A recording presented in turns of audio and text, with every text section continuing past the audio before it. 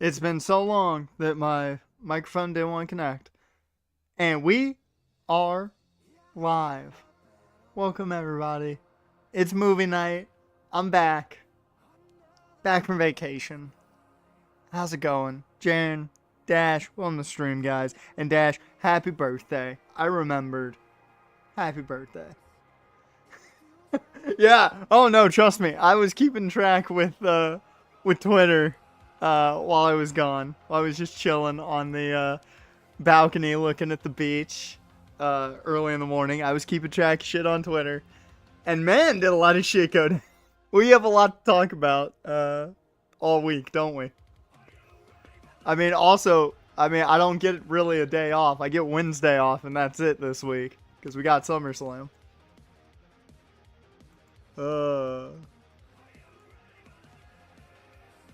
Yeah, Ozzy and Hogan passing. I didn't know about the V Shoujo stuff until much later. I watched a video and learned a lot of that. So, and the Christian Wilkins thing is something. But at least now I know defensive tackle's a need.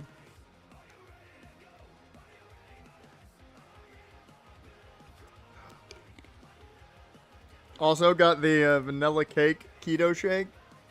It is sugary as hell. Just saying. Oh yeah, and Traylon Burks, which dude may be a Titan. You know rule number 1 around here. Fuck the Titans. But I feel bad for him because his whole career has been injury after injury after injury. I do feel bad for him. I don't want to see somebody's career just be that. But, you know. He is a Titan, and fuck the Titans. I just don't want to see somebody's career go like that. Alright, if you're gonna watch, get your movie ready. I'm already at Quadruple Zeros. It is on Netflix. So, just get all that set. We got a little bit of time to talk before that anyways. To the UFL he goes, for whoever takes over. I saw that. According to Skip Holtz, he says it's bull. He says he has not been told anything about relocation. So, who knows what's up with that? I will say I find it weird that they're looking at Boise, Idaho. That to me seems really weird. I thought that was the one location that seemed out of the blue. Louisville also seemed kind of weird, but I can kind of get it. Still, you know.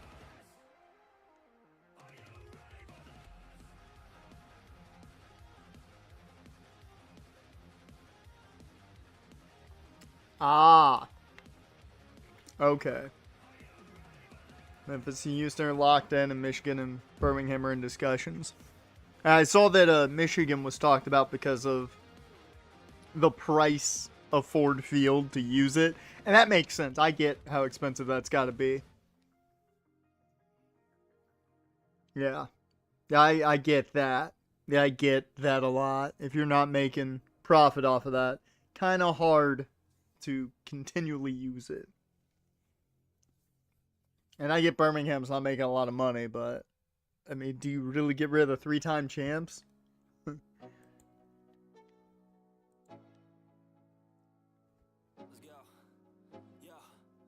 So outside of all the chaos, did you guys have a good week?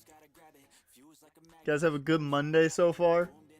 Before we get to the movie? Because, I mean, that's all we're doing today, so we got plenty of time to talk beforehand.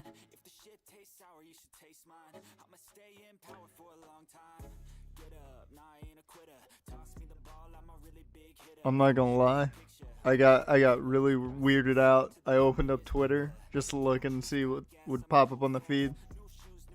Saw a happy birthday tweet for Liz Gillies, and I thought she died, and I was like, what the fuck happened?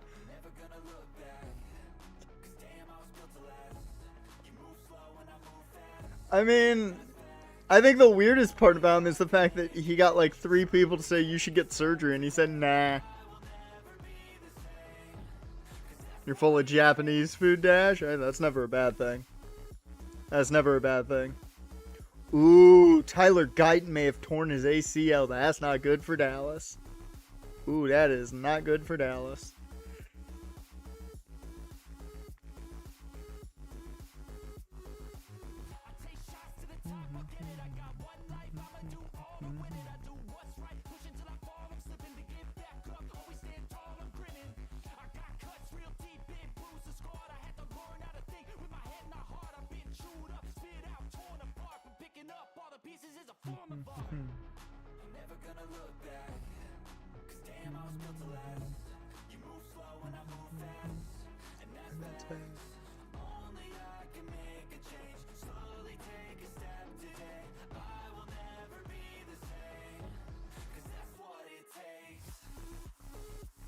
Yeah, you never want to see somebody go down like that. No passing where the walking.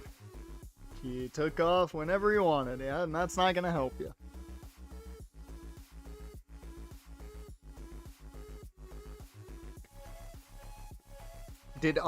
Okay, well, with Mike Florio, I'm a little iffy on that part. I mean, everybody's reporting the kiss on the head, but Mike Florio,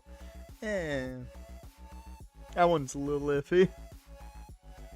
That one's a little iffy.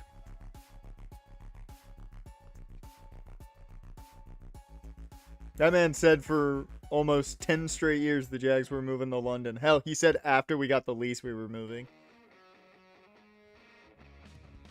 They announced the stadium and he said we're still moving to London. So, you know, I don't believe Mike Florio one bit.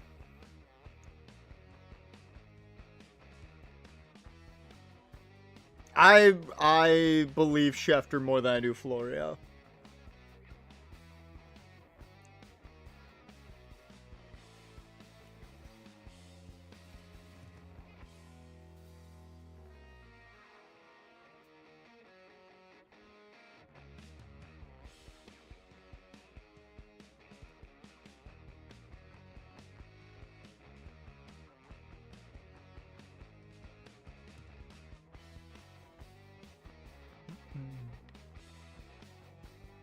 Bro, if this Cleveland game could not be in a rain delay, that'd be great. Just gonna say that much.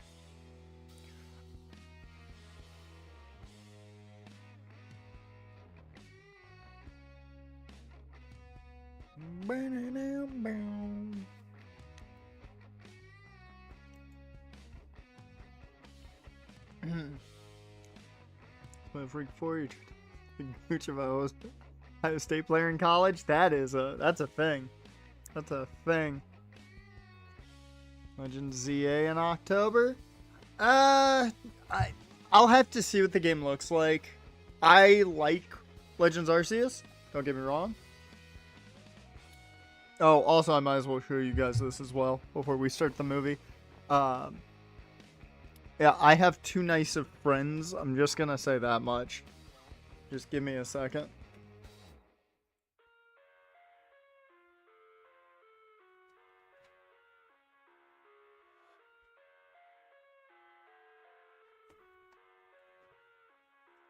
I have too nice of friends. So, yeah. I got an upgrade.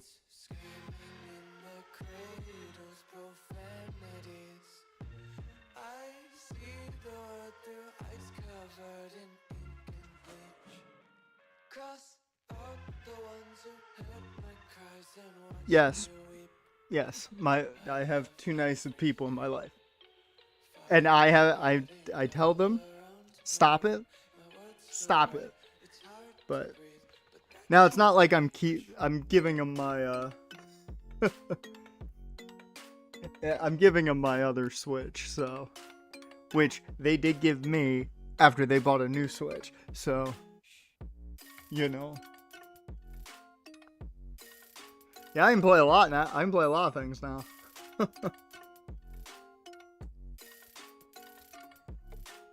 Yeah.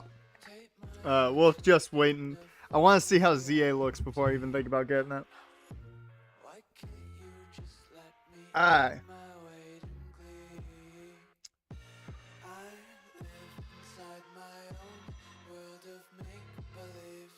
You're gonna do another 10 bell salute for Hogan? Why did they do another one? Okay. I mean, I get doing the one, but why two?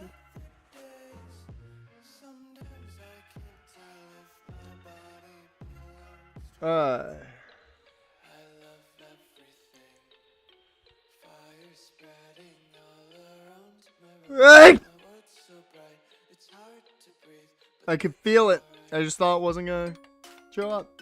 Woo. Oh, they got Hogan's son in the house. Oh, okay, that explains it. Oh yeah, when they bring XD over, we are playing that almost immediately. Because we already played Pokemon Coliseum. I've played Pokemon Coliseum so much. Oh wow, I didn't even see they released Traylon Burks. Poor guy, man.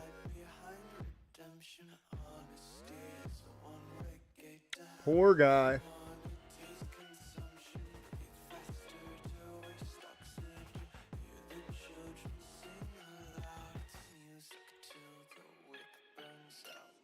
Alright. I think we're good. I think that's all I got to discuss. There's been a ton of injuries. I'm happy the Jags have not been part of that so far. They've been pretty good on the injury front, so hopefully it stays that way. I can only hope.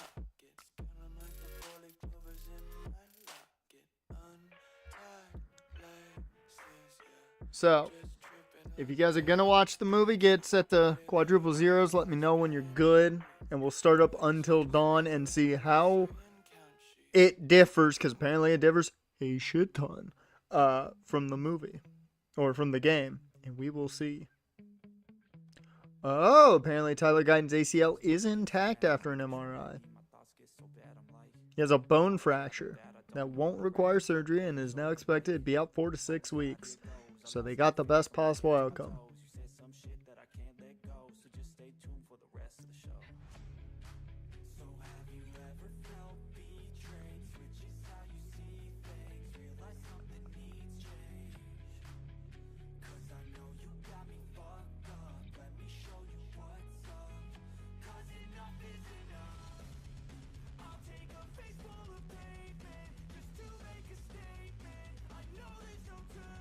Is there anything else interesting on the page here?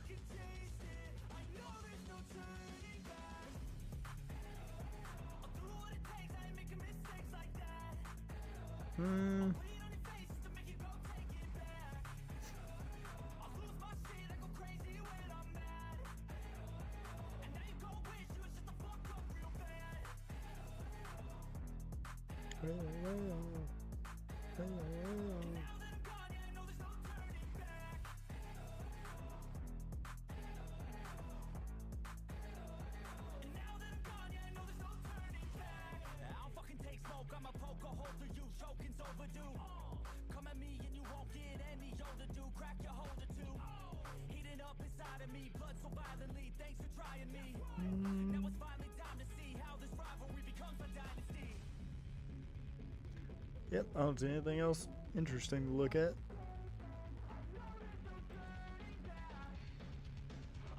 Yeah, I saw they lost a couple DBs.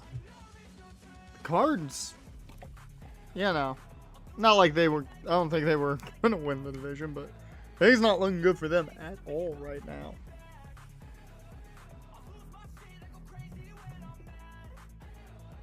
What's that? Wait.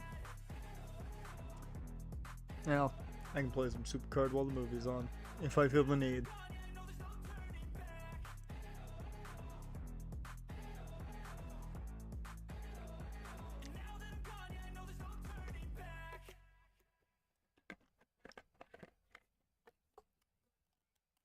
I didn't realize they lost Murphy Bunting already, but I saw Thomas go down.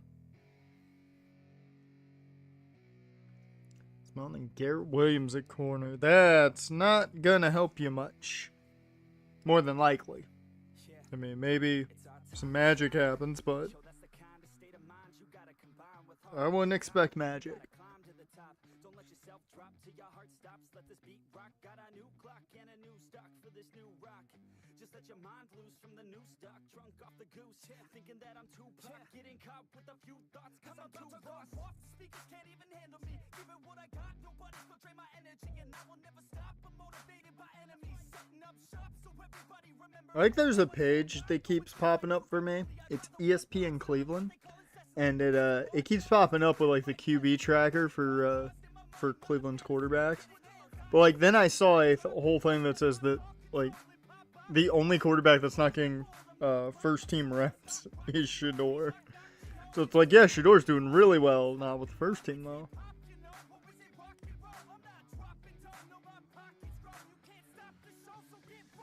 The Burns went down too. I mean, they didn't have anything to begin with.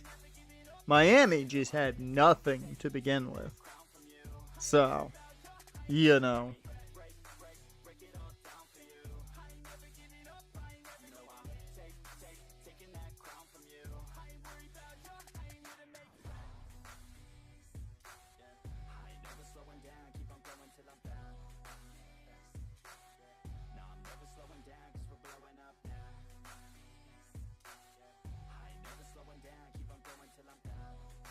Yep, I would not expect anybody outside of Joe to be the QB if Kenny stays hurt, because Kenny's probably the QB1 overall. I mean, you traded for him. You gotta try and use him, right? Make yourself feel good about it.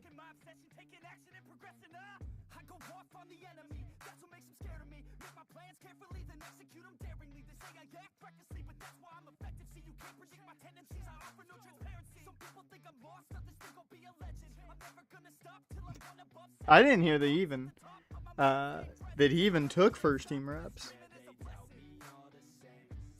Not really surprised, but I didn't realize he took first team reps.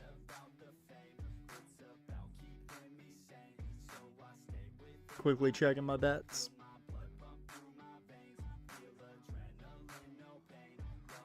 Bro, Chris Sanchez gotta get some strikeouts. Come on, man. Chase Burns did his part. I need you other guys to do your part. You ready for the movie? Alright. So. Alright.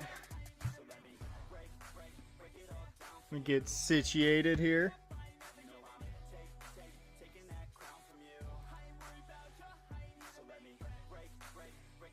So this is where things get interesting. We are going to watch the movie based on a game.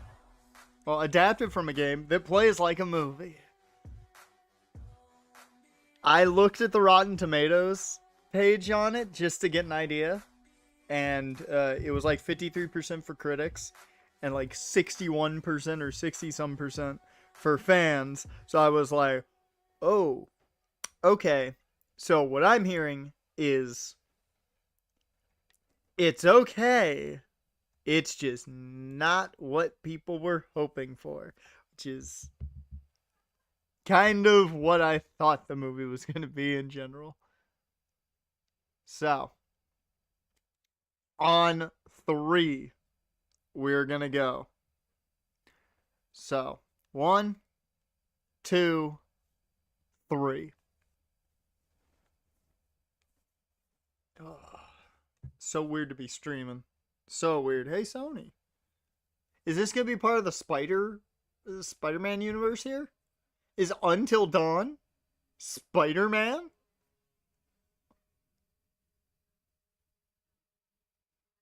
Dude, I have not seen Screen Gems in forever. I forgot that was a Sony company.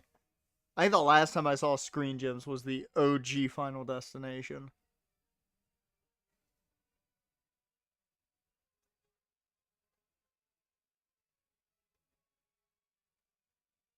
What the? Why are we showing the games? Oh, because it's PlayStation. Oh. Okay. I did not realize PlayStation had a production company that worked with film. That's a fun thing to find out about. Does that mean God of War film? Please?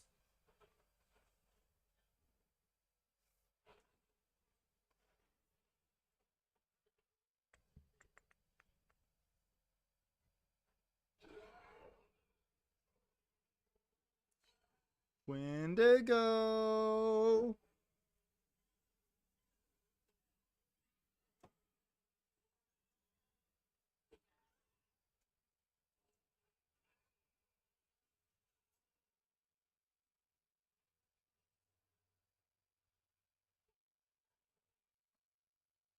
Okay.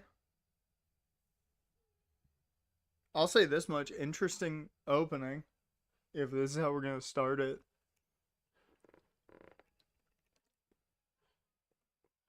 I thought they might have started at the cabin. Because I know the premise is like the.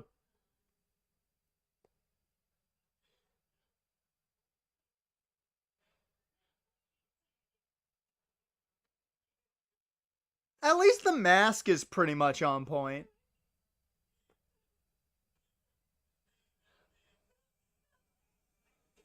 At least the mask is pretty much on point. Can we give them that?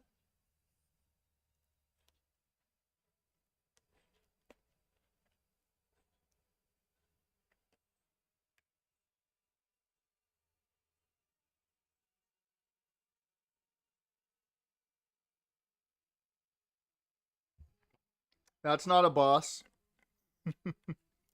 I will say I am gonna mark out when we see Peter Stormare here early in the movie, because I know he shows up early.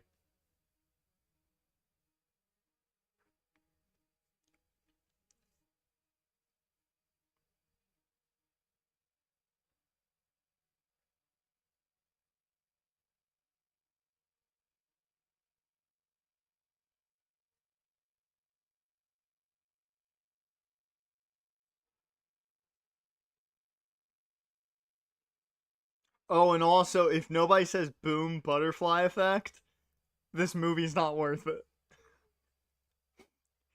I need the line "boom butterfly effect."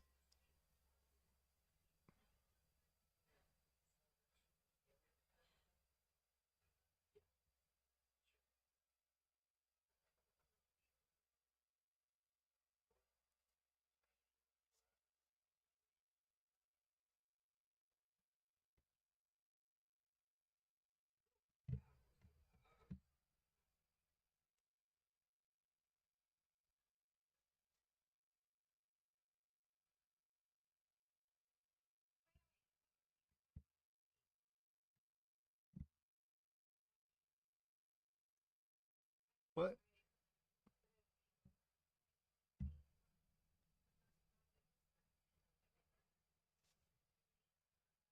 Okay, so we at least have sisters.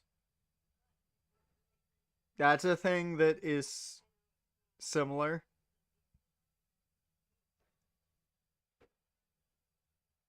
but not fully.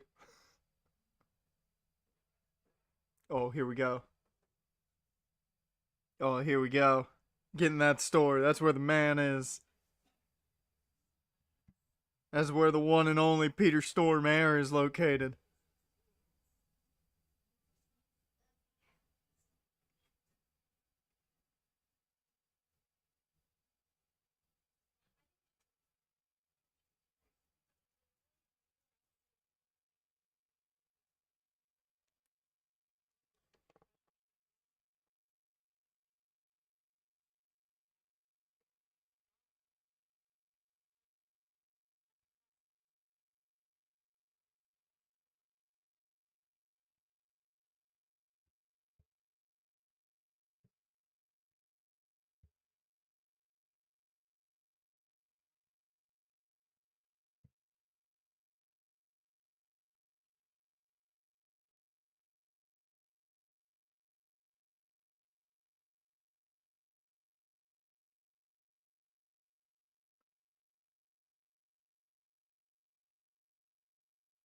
We're missing a character.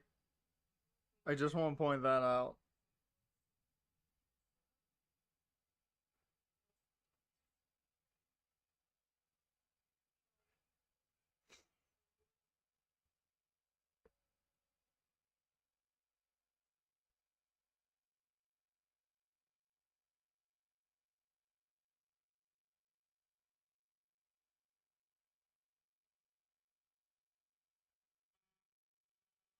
That's what you get for just standing there.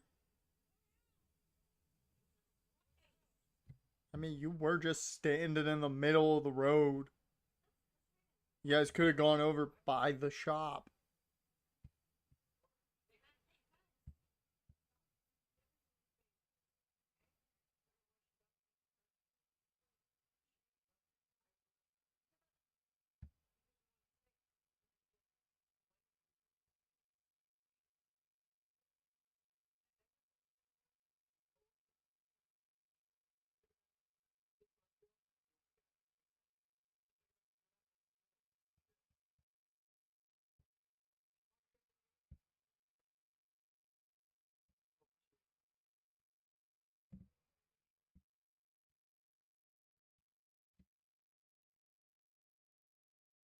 I'm I hate that my brain went there. I hate that my brain went there. I was about to ask you guys, do you think this place has good coffee? I don't know why, but that's what I was gonna ask. Fuck yeah, Peter Stormare! Take him to therapy! Also, that is a fantastic beard. Like, the second she walked into the shop, I was gonna be like, hey, you guys think that place has good coffee? And of course, she gets a cup of coffee.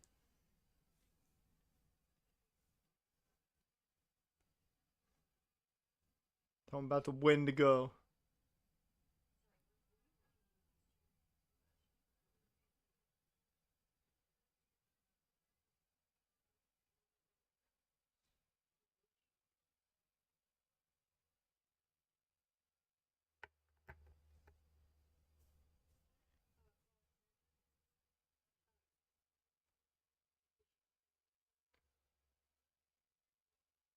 That's not creepy at all.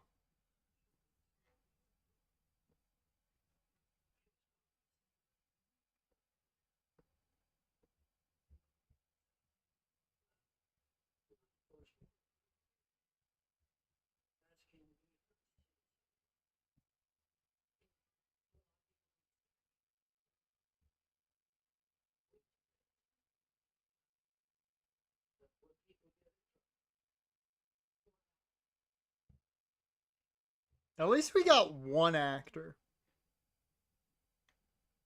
At least we got one actor from the game.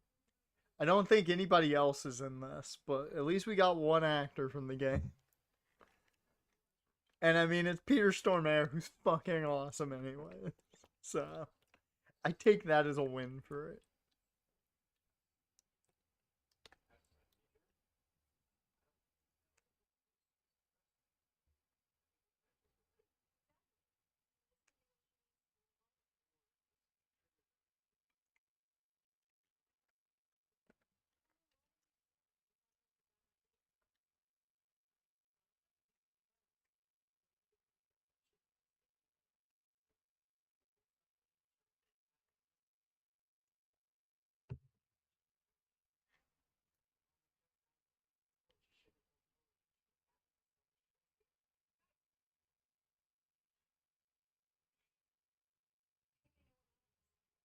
She's like, I got a therapy session from this weird guy.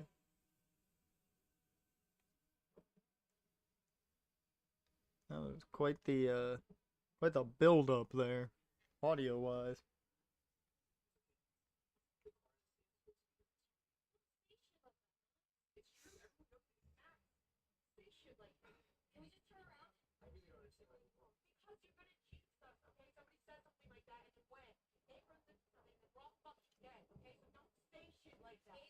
Oh, please tell me they run into a deer.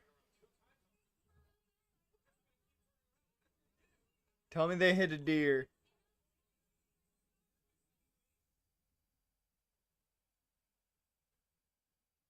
That's not what I wanted. I really wanted them to hit a deer.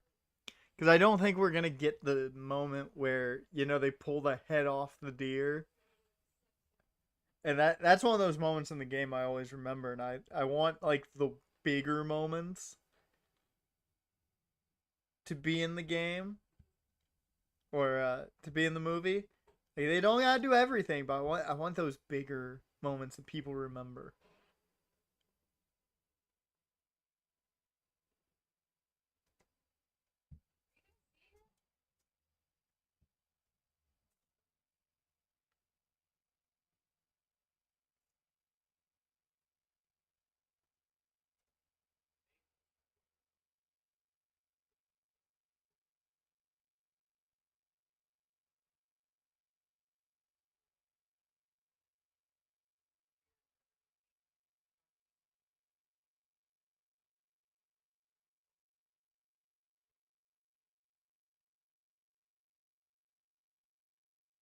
No service? Yep, they're in the dead zone.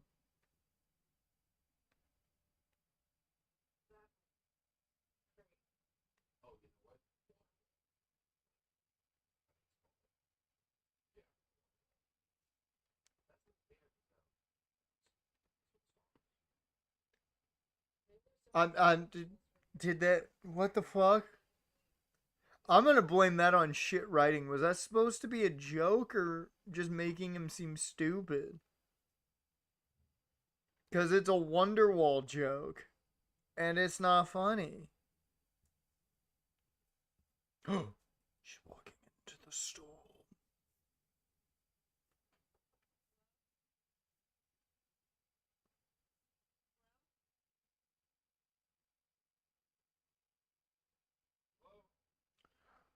Oh, this is kind of cool. If they did this right, you could actually make this kind of like the collections in the Dark Anthology series.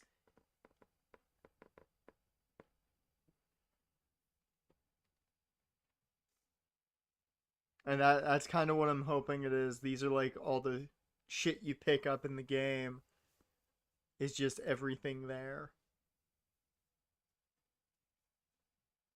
Not calling it the totems exactly, but I think that'd be a cool way to do it, is have it like a museum of some sort.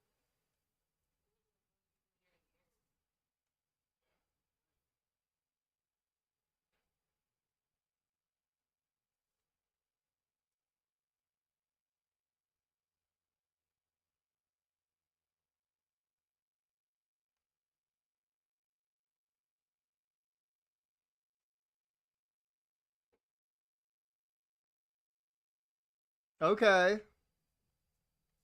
Okay, I like that. The whole board in the back,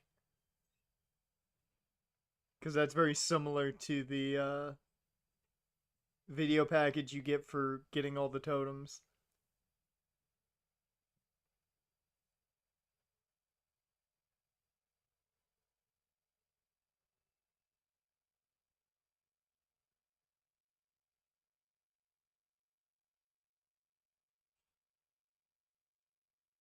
Mining.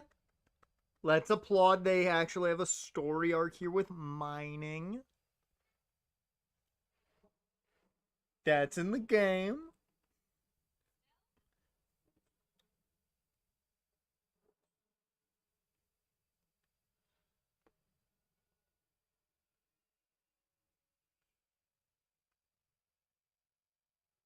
But once again, if somebody doesn't say boom butterfly effect, we riot. Is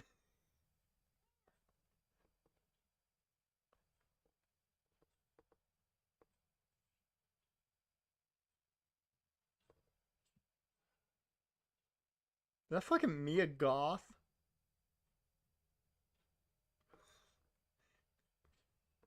That woman on that one missing poster looks a lot like Mia Goth.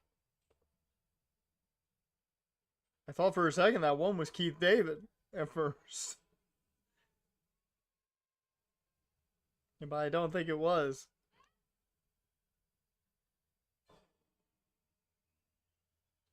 Yeah, no, it wasn't.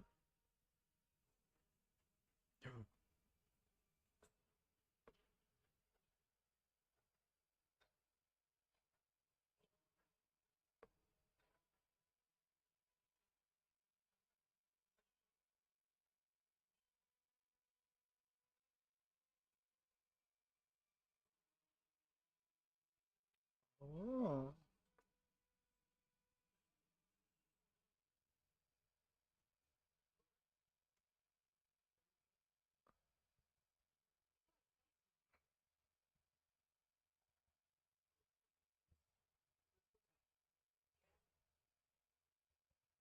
I don't like Hero Boy here. I don't know what about him I don't like. I just don't like him. I think he's too goody goody for me.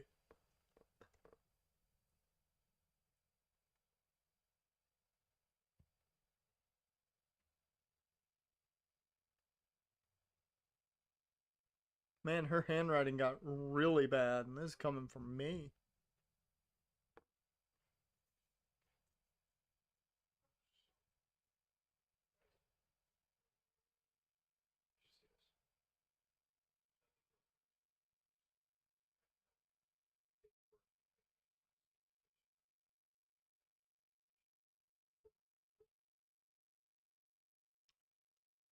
You know what would have been cool? You know what would have been cool with those missing posters? If they had put, like, if they had been able to, I don't think they would have been able to, but if they could have gotten the actors that played in the game and put them on the missing poster, that would have been a cool little touch. I don't think they would have been able to do that, but like that would have been a cool little touch if you weren't gonna cast them.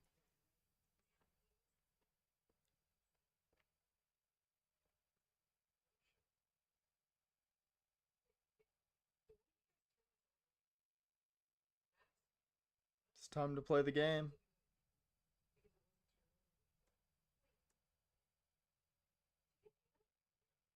It's time to play the game.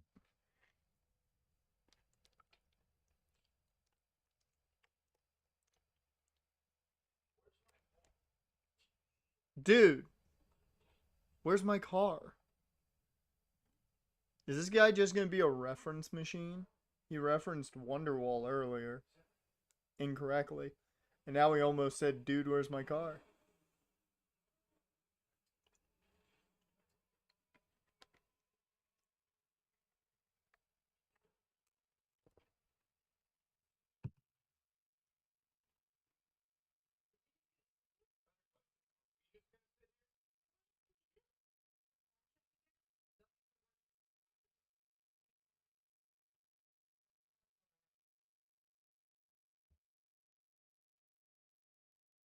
That is one of the smartest things anyone in a horror movie has ever done. Because normally it's all like, yeah, let's go look around. But they're not taking their eyes off the car. Smart. Because it could be like a weeping angel. Take your eyes off of it, it moves.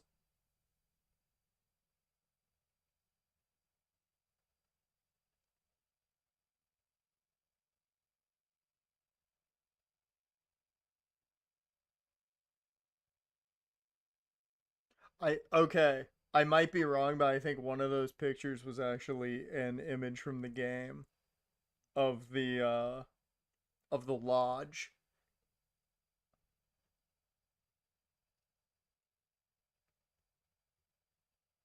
I might be wrong on that, but I think it was because it looked familiar. I was like, oh, that's clever if they just put it in something like that. So it's just a small thing you can catch.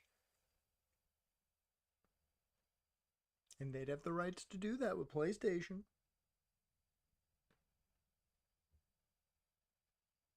Might not be able to use Hayden Panettiere and the other actors, but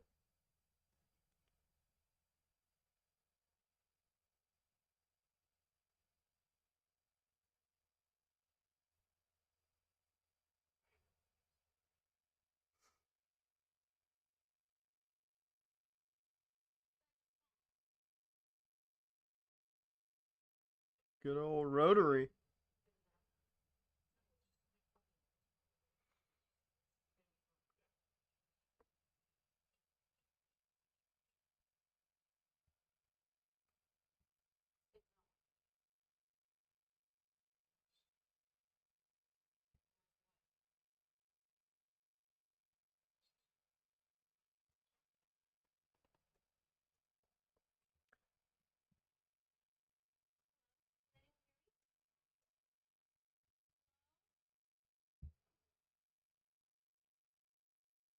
I will say this much.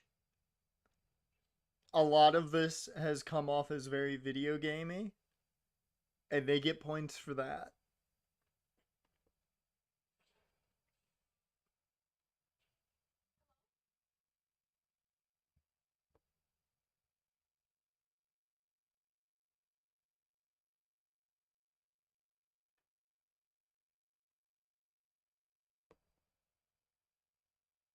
You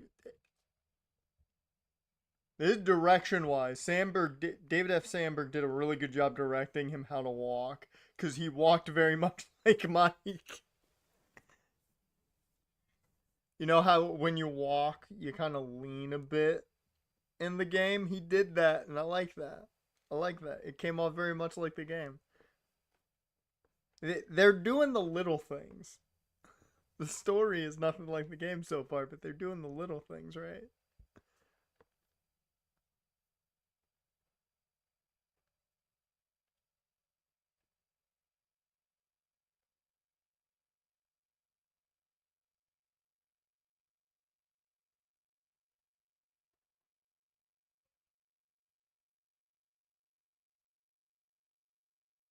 I think bad things happened to Abe. He wasn't honest enough.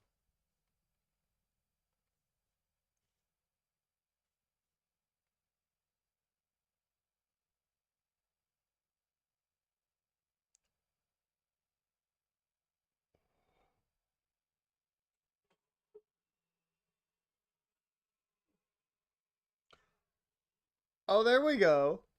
Okay. So we got the death of a character getting cut in half. Okay. Okay. I like that.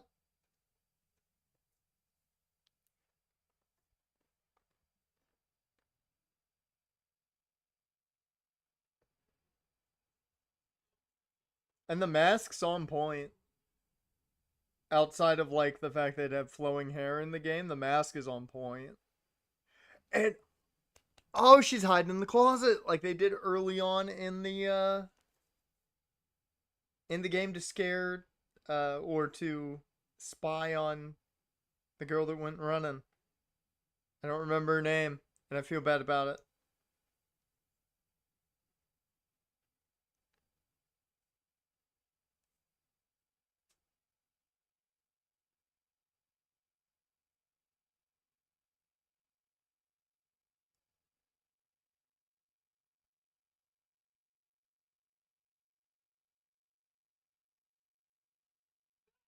Bruh.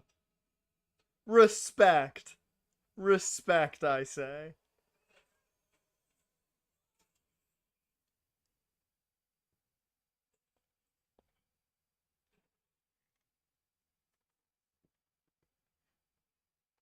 Holy fuck. God.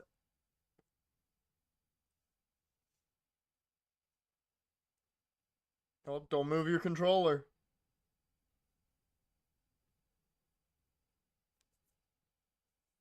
Do we remember? Was Until Dawn don't move the controller, or was it the button presses at the right time? Okay, I moved it. Oh, no.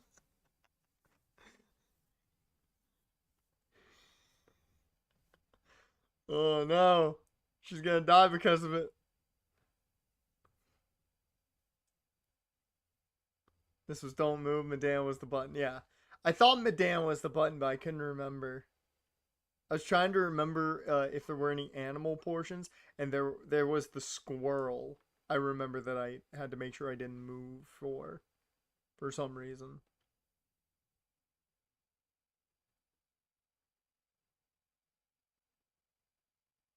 I'll give them a lot of credit.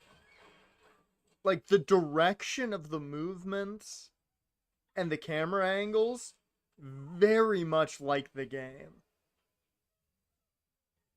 Now, this man's secretly just Jason Voorhees with the way he's killing people.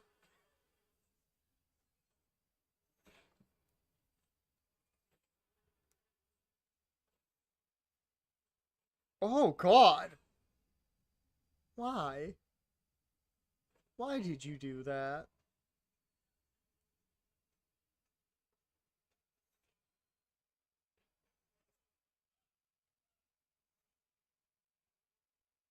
He had to pickaxe her a question.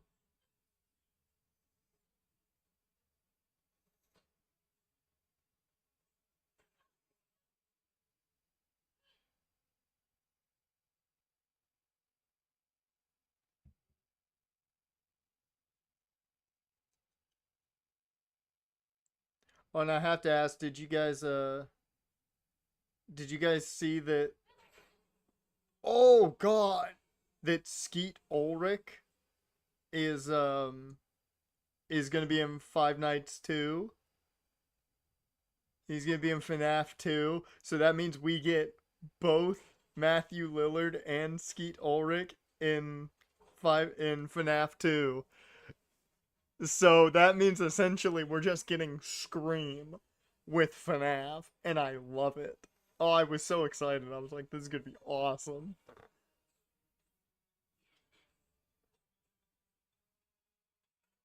Here they respawned.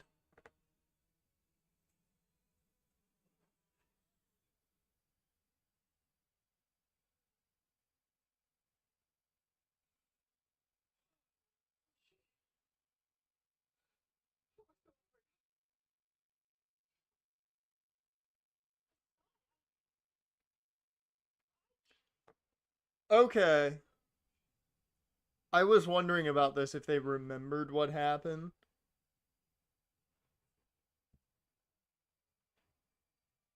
So, okay. It is a situation of they're just replaying the game over and over and over to get different endings. Okay.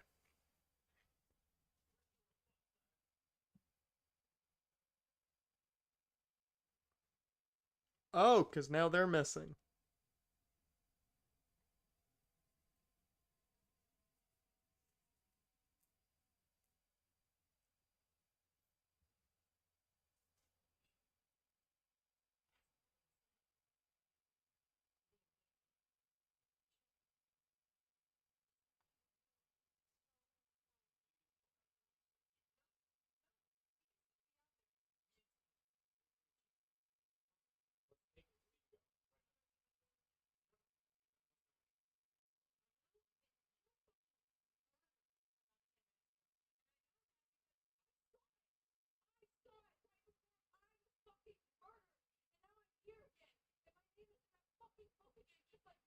Still wounded in the process. They're all bruised. Yeah, that's very interesting that like they keep their injuries technically.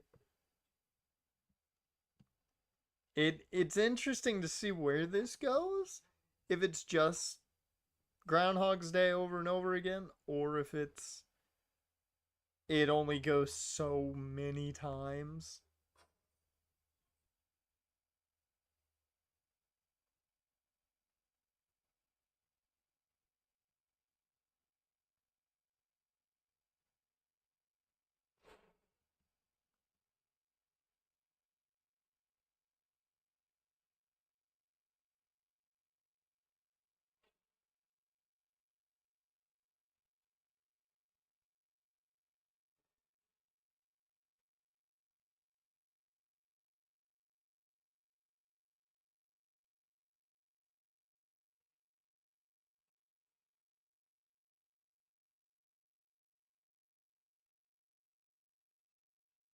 Once again, I don't like this dude. I don't know why. I don't know why. There's something about him that just I don't like. I don't know. He hasn't done anything to make me not like him. Should I don't like him? Abe, I'm fine with. It's the other dude for some reason. I don't like the cut of his jib for some reason.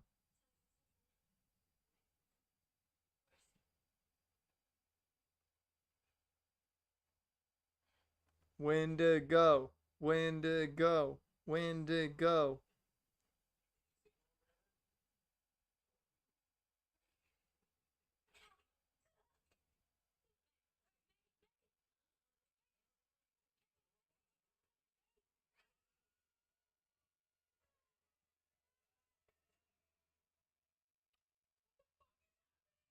That's a great question.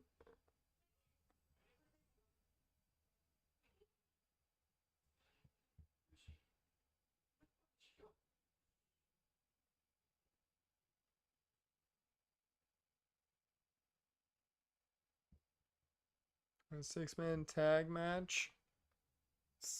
Uh, Styles and the Kabuki Warriors against Judgment Day. That's pretty cool. I like that. So Dom and Raquel Dom, Raquel, and Roxanne versus Styles and the Kabuki Warriors. That's pretty good. I like that. That's something they don't do much of. Um, the fuck?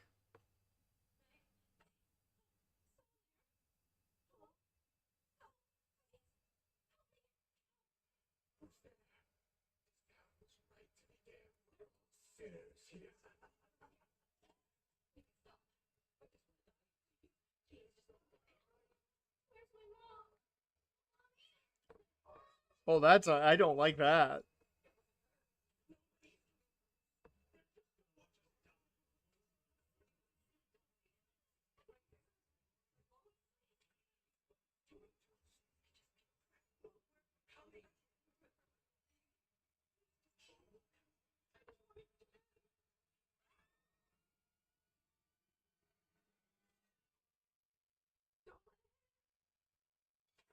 Let me in.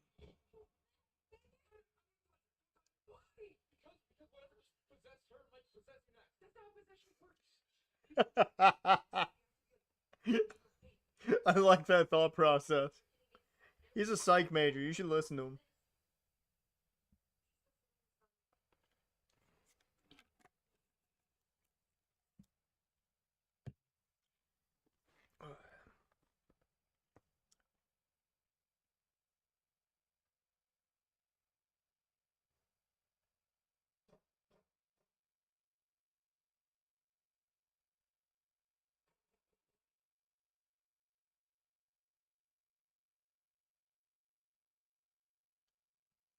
Hello?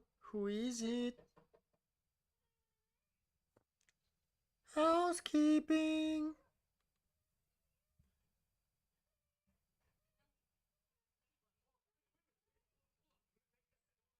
It's the mimic.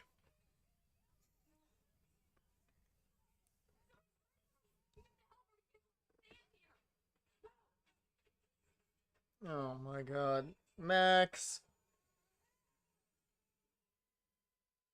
Dude, Max be simping hard.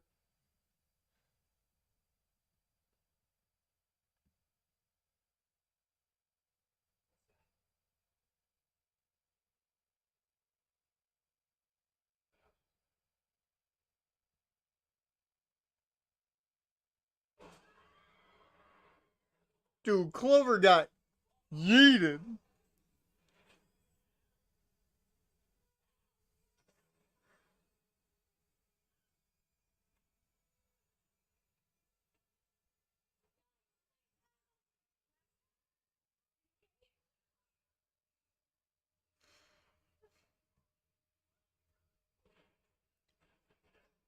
Don't worry, good guy Max is coming to the rescue. He can open the door. The weirdest version of Monster House I've ever seen.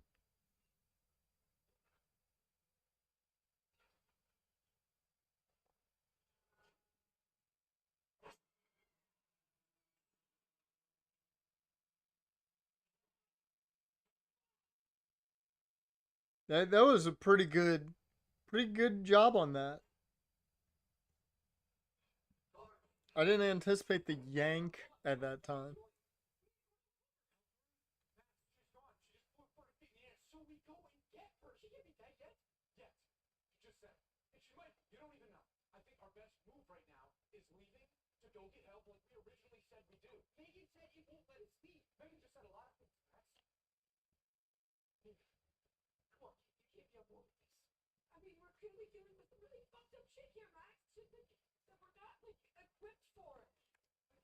Alright.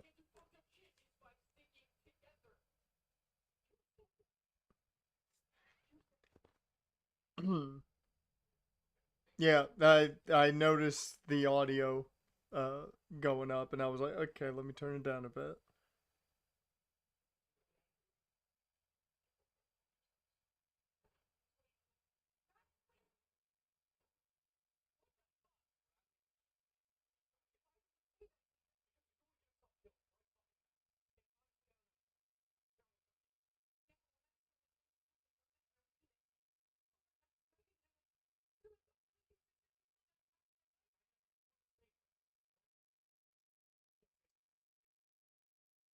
I'm not sure who this guy, like, character wise would be.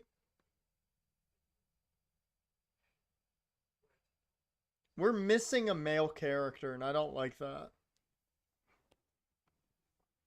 Because uh, this guy's either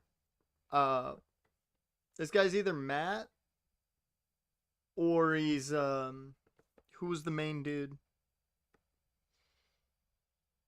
I don't remember his name now.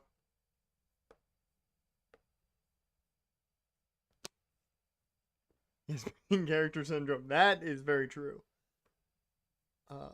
But he's one of those two, and then the other guy is boom butterfly effect, dude. That's definitely what he is. Like I can't. We're missing a character. Mind you, the asshole guy from the quarry. He does. He does. That's definitely right up there. I will say though, this is making me want a quarry movie. I really would like a movie rendition of the quarry. Clover Max 100% Chris and Ashley. Yeah. Mm-hmm. Mm-hmm.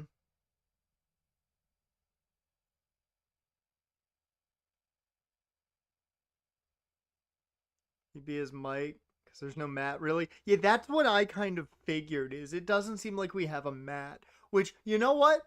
I don't like that. I don't like that. I feel like we should have a Matt in this movie. We need him. Most forgettable character in Until Dawn. He was, but he had that pretty decent death if you got it, where he got hung up by the Wendigo, which I always got that, and there was always a joke going around when I played that game with when my roommate was playing it, especially. We joked he killed Black Matt, and we were upset that Black Matt got killed. So, yeah, that was always a good time.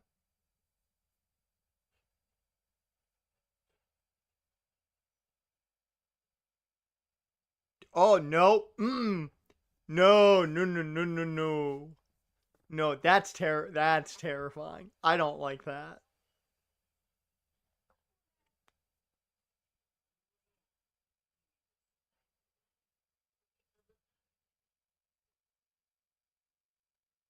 Yeah, she's definitely Ashley. As much as I think she's more so supposed to be Hayden Panettiere, but she's definitely more Ashley.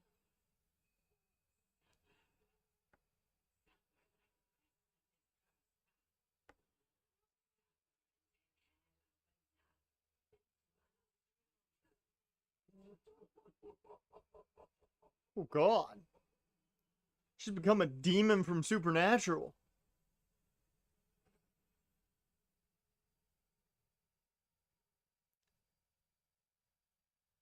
Somebody call Mac. Somebody call Dean and Sam. It's old Pearl from X. You're right.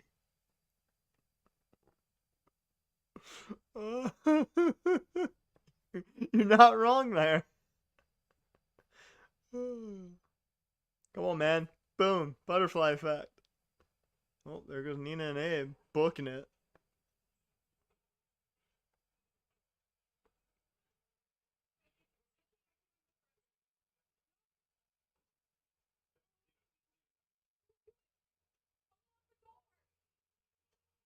It is weird, and I don't know if this is gonna sound weird when I say it, but uh, the one playing Nina, she looks like a Nina. That's a big ass Wendigo.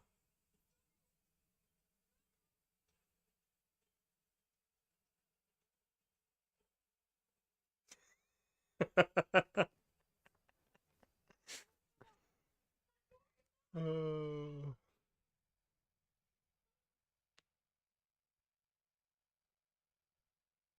I think Abe just died. Yep. Hey Josh, what's up?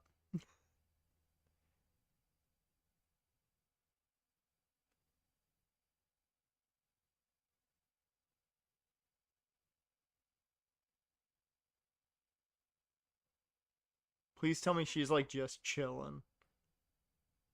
Oh, I want her to be just like chilling in the chair.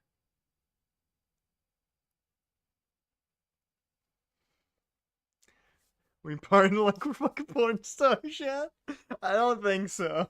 I don't think we're there yet. Uh...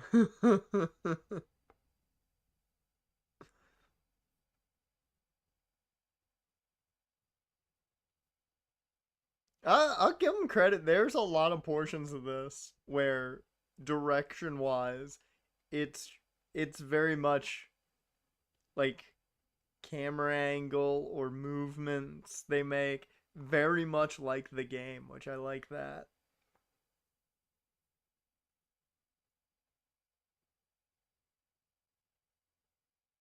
I'm still somewhat confused on the story outside of like the whole premise of they have to survive until dawn, but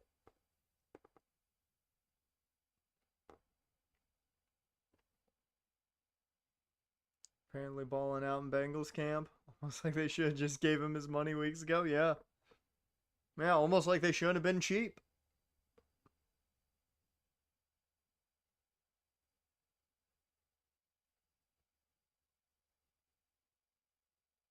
Oh, it's this room.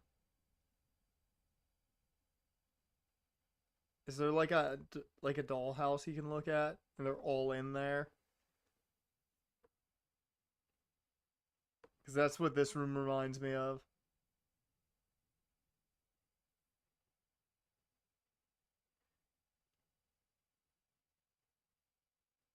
Yeah, there's the dollhouse.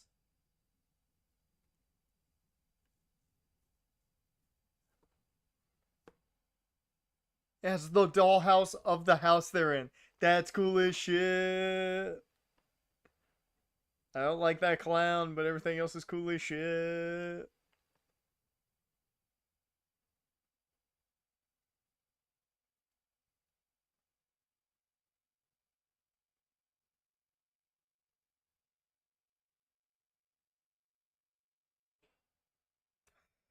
I like that. Like they punted it.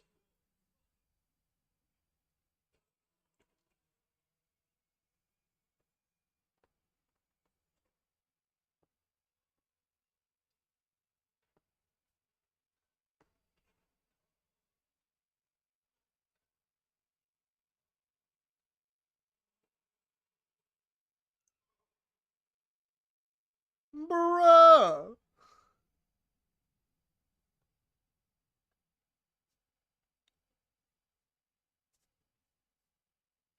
Well, that's everybody, so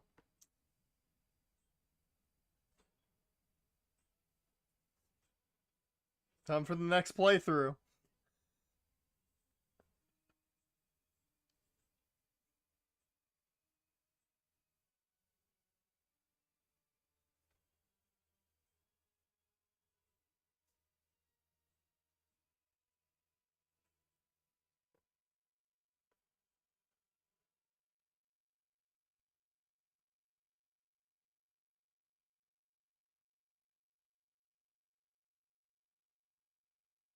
Yeah, I see how it gave you Strangers vibes.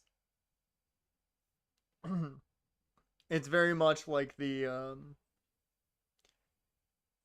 water tower, right? Okay. Uh it's very much like the like 60s or whatever the porcelain doll like mask. Dude, they barricaded everything.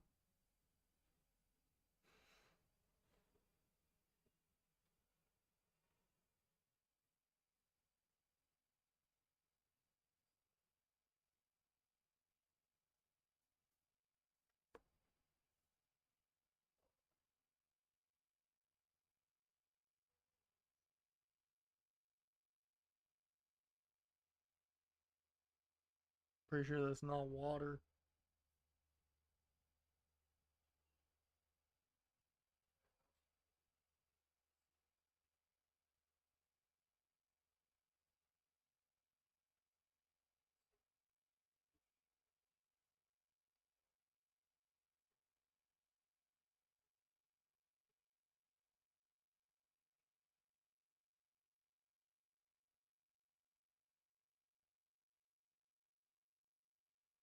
I mean, you know how I know it wasn't a witch? She wasn't crying in the corner when she found her.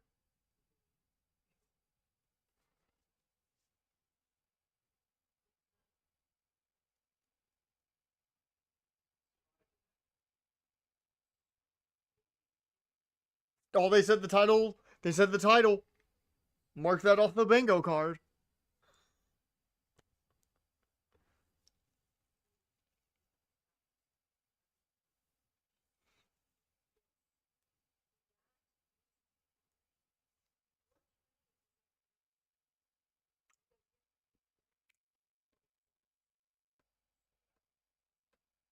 We need to make a bad movie bingo card. We do. We do. I think that's gonna be a thing for movie night going forward. We're gonna have bingo card. We're gonna have a bingo card, especially for the bad movies. Maybe not so much for any like actual good movies we want to watch. I do like the fact that they're slowly deteriorating. That's cool.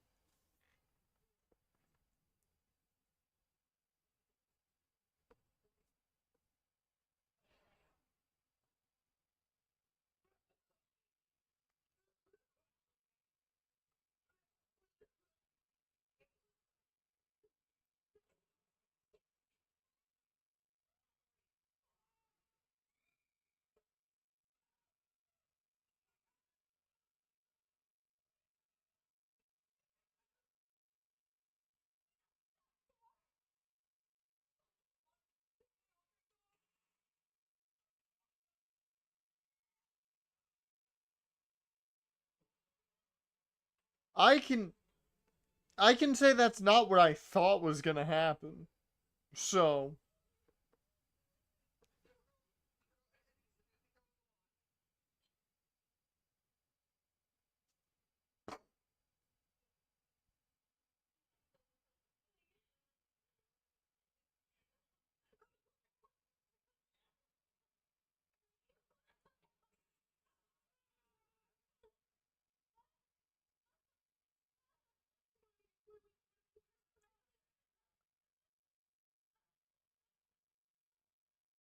what the fuck, man? I feel like this was them just trying to come up with crazy fucking ideas now. I love it.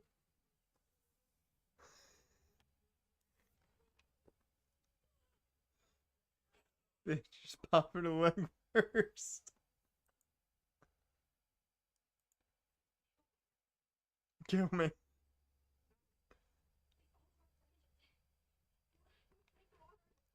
I don't know. Her body just took in the water different.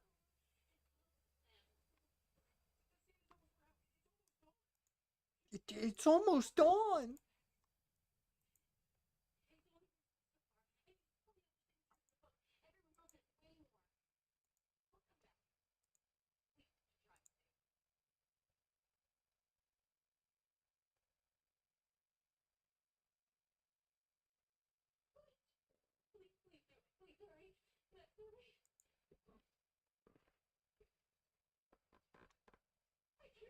Yeah, this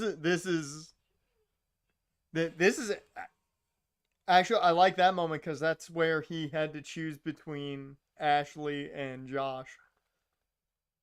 So I actually like that.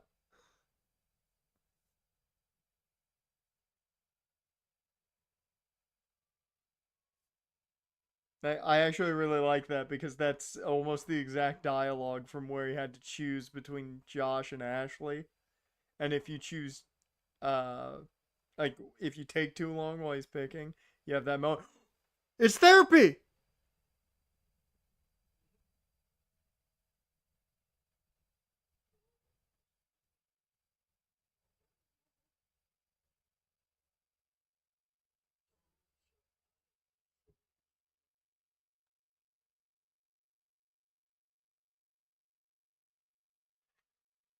Oh yeah.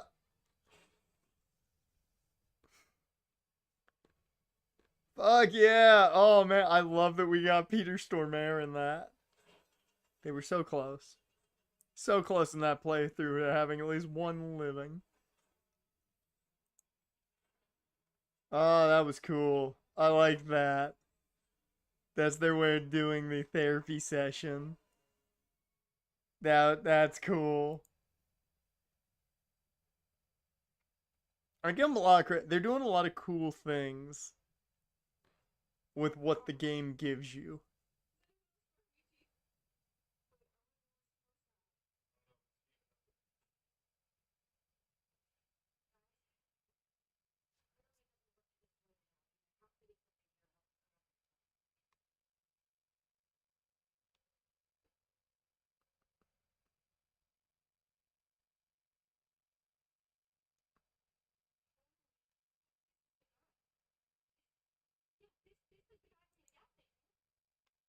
I don't know what you mean. Doesn't look a thing like him.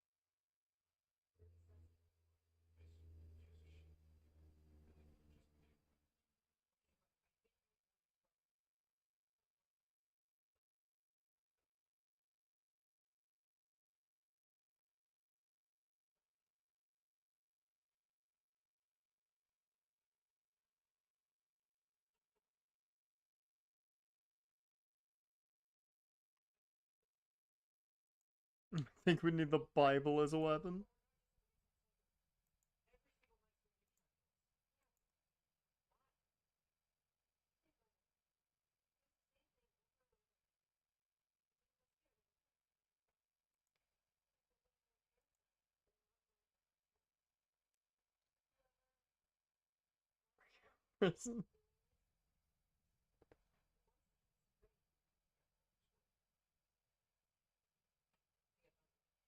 Oh.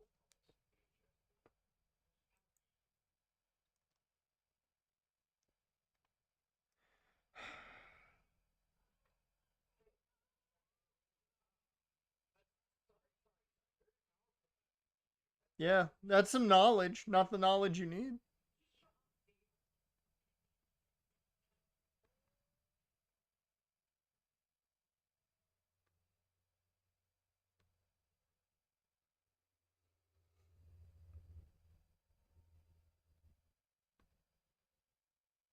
Oh, it's a totem.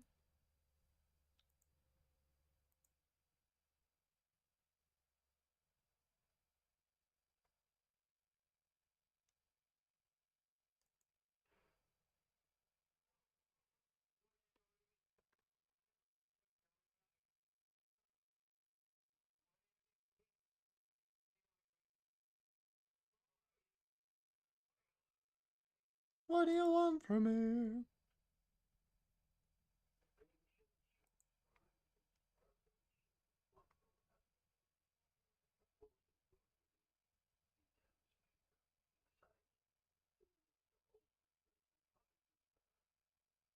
Wait a minute. Did he just say despair?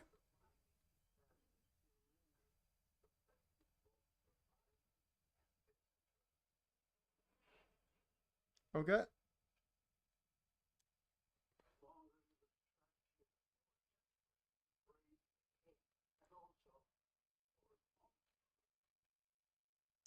That's actually the game. Holy shit, look at that.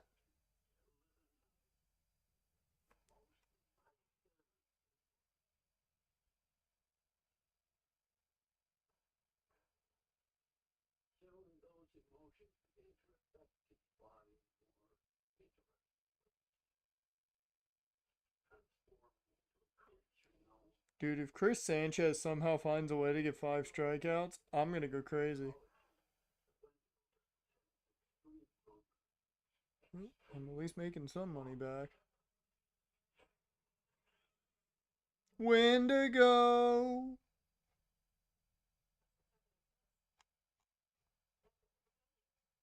They're all becoming the Wendigo.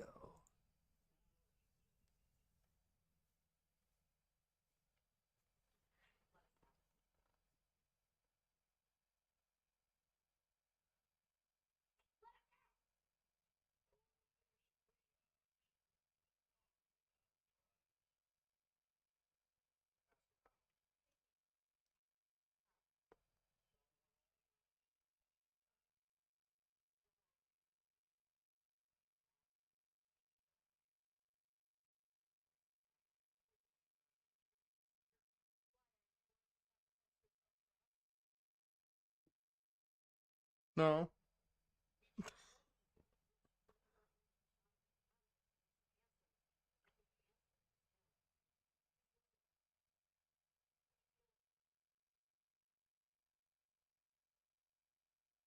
I do like that Peter Stormare is the backdrop for all of this. That's if you're gonna have him, you gotta use him to the fullest extent.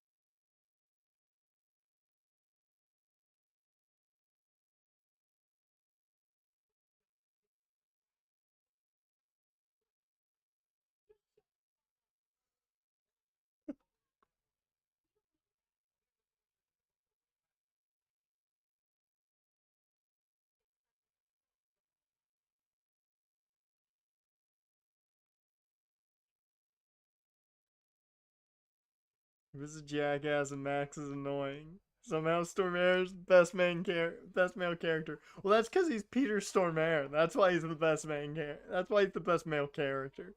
You don't fuck with Peter Stormare, man.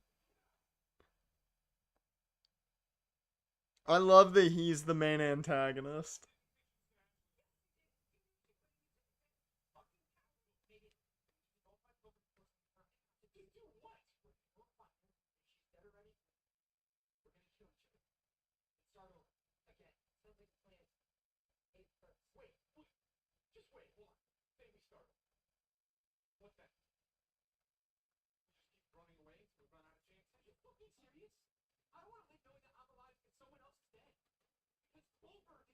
Oh yeah, Abe's totally turning first. It's either him or Megan. Only because Megan's been the one to like find the stuff first. Oh shit.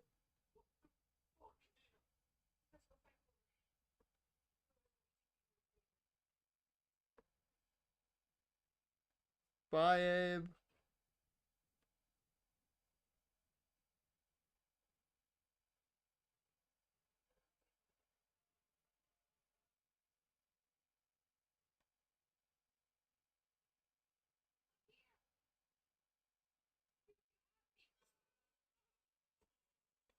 Hey, she got bear trapped. Is she Mike now?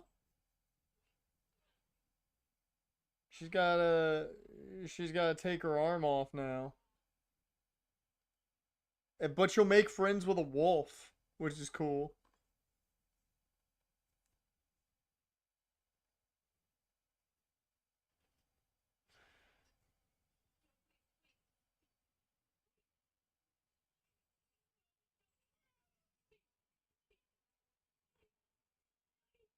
Ow.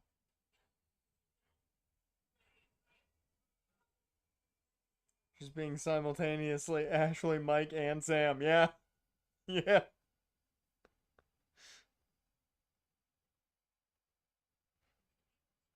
I mean, she's definitely like a fusion of Ashley and Sam. That's a definite. And somehow one of the main two sisters.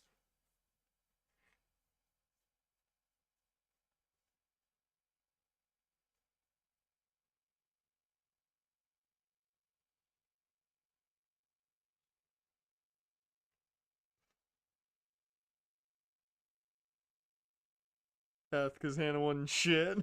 uh...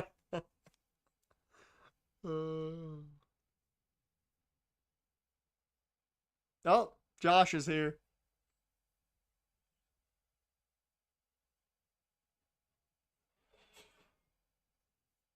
I don't know who played him, but did a good job with their movements. Very good job.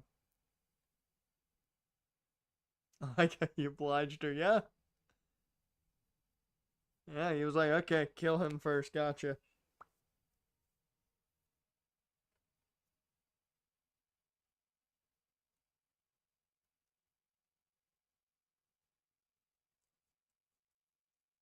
You guys gotta go to the mines.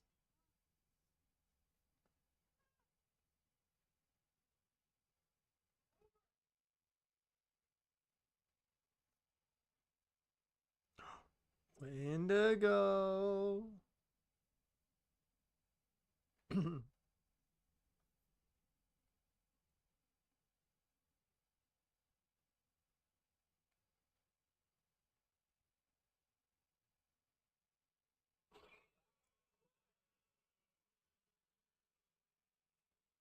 Good look at the Wendigo there.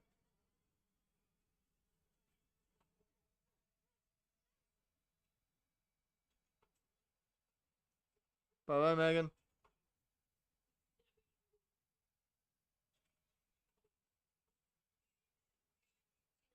Goodbye, stunt actor. Nobly worked on Dune Part 1. Hey, good for them. That explains why his movements are very, very good.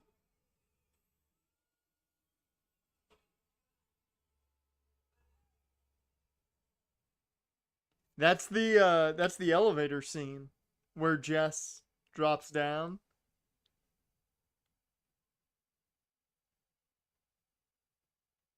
It's his first non-stunt role. I mean, it's a good role for him given he's a stunt actor, because all he's got to do is mainly movements. It's no speaking, so essentially it's still just stunts.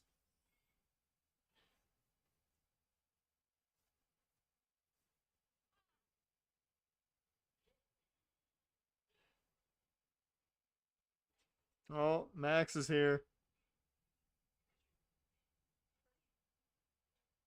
Good guy Max is here to save the day.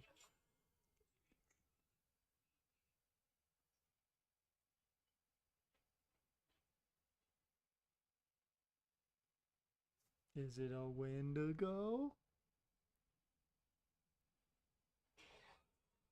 Wendigo!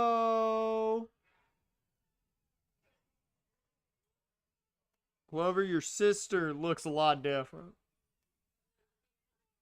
Done much of anything. Mostly one-off appearances or minor characters to show like Gossip Girl. Yeah, kind of. I get that. Like her look, I was like, I feel like I've seen her before, but I could not tell you what I've seen her in. She just has that look that I've seen her before.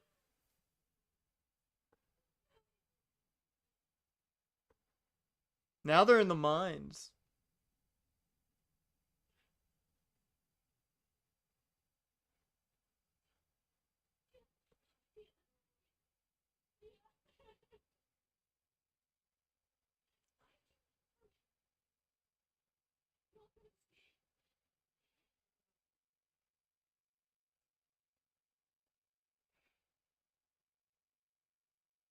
At least I was right with there's a time limit.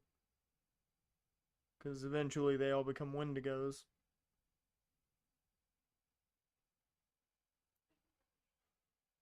Max's actor most notably was as a voice actor in Disney cartoon Hamster and Gretel. You know what, Max? Good for you for becoming the Chris in this moment. You only got one shot. Do not miss your chance to blow. This opportunity comes once in a lifetime.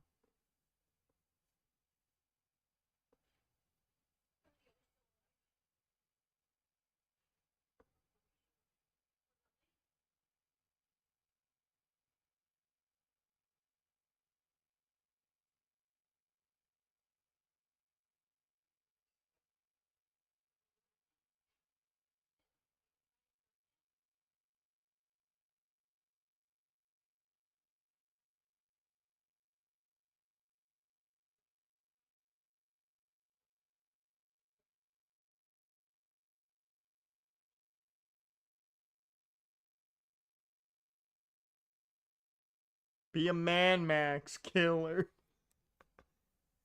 So voice actor dubbed as Zoe in K-pop Demon Hunters? Oh, hey. And she voiced the character in the dub of Sweet Home? Who?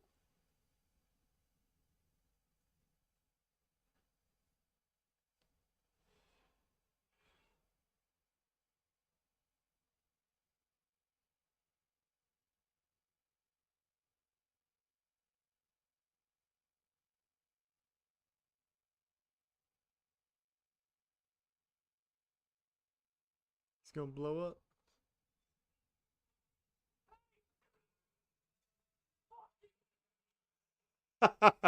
You know what? I respect it, Max. We respect it. Which one was that? Like, who was her character?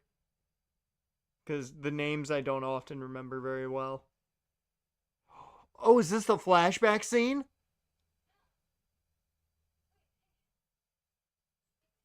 Oh my god, it's the flashback scene. The ballerina girl. Okay. Okay.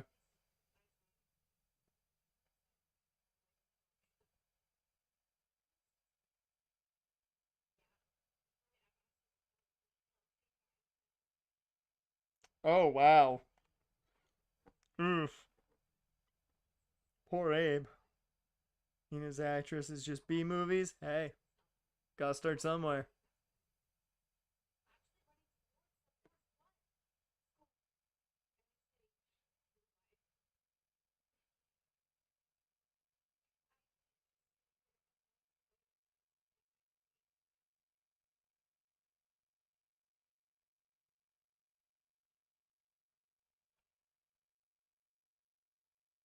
I mean, Peter Stormare, I believe, is the biggest name in this whole thing.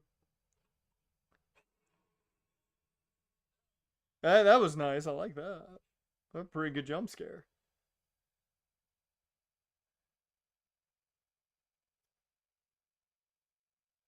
They're all becoming a Wendigo.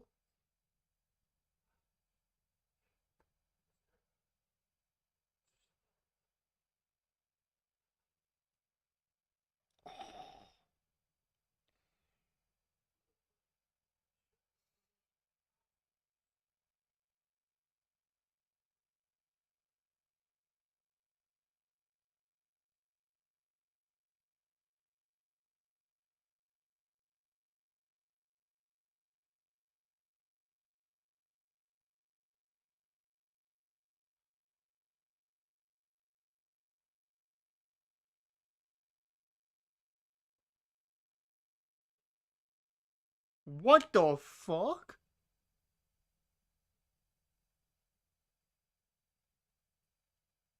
Did they have to play through the game 13 times? You guys are crazy.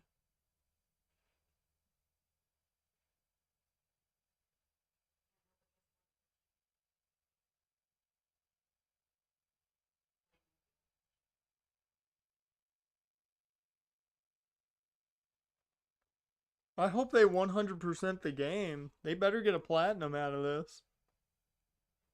Lucky number 13. Always a good number.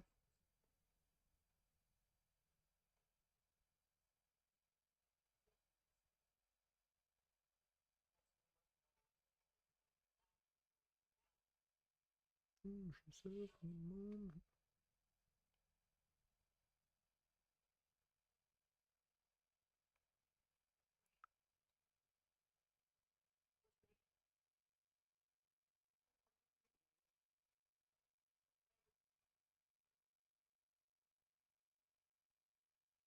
I hate that I'm just barely gonna miss out on this strikeout parlay.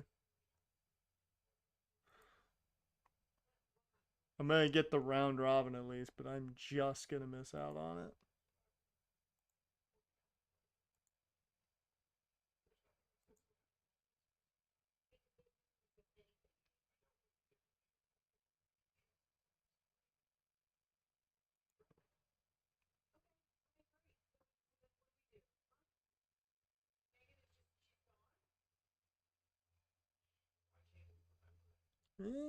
Sanchez might get one more. I doubt it.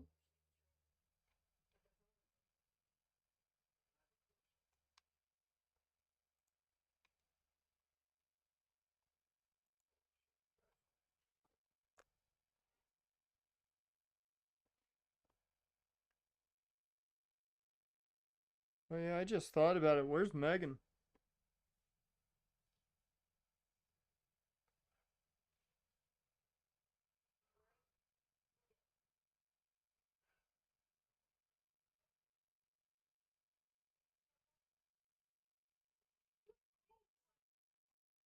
Kinda, I was busy. I was busy checking things.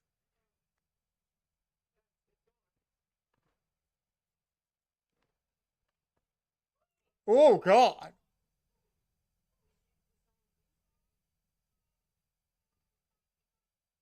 Oh, she might have already become part of the night. Yeah. Okay, that's what they were talking about. I mean, that would make sense because that would make her.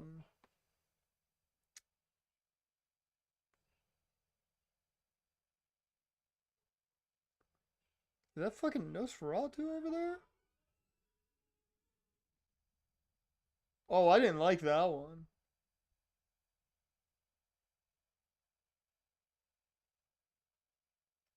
I like that this is a good way of showing off all the deaths. This is a clever way of showing off all the deaths.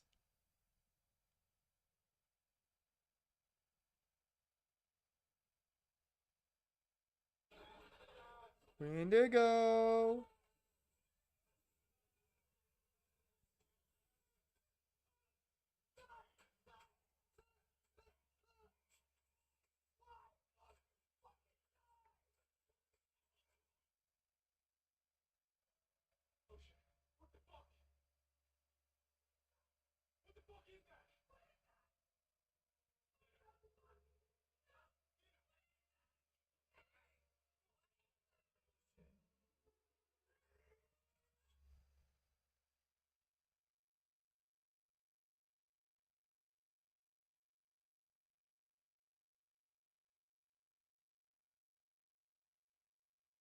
Oh, Peter Stormare's back.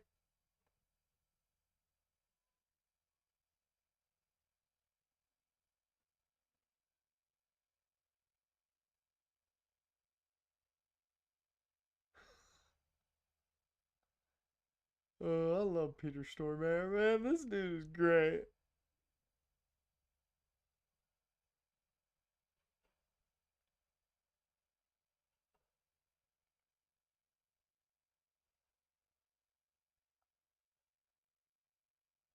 Uh-oh.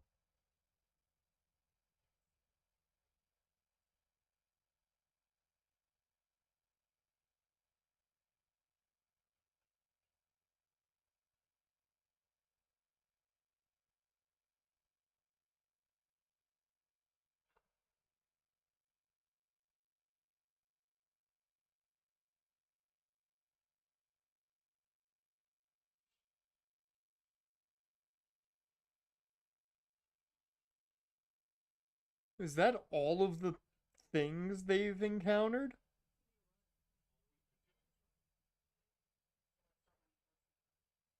Tactical nuke incoming.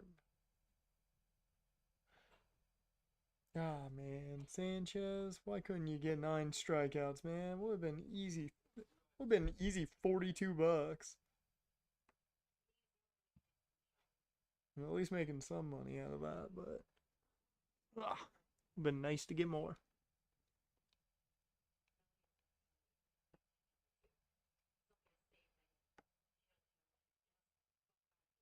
Well, I don't know if you're gonna do all that, but believe in yourself, Clover. I think that's a good thing to do.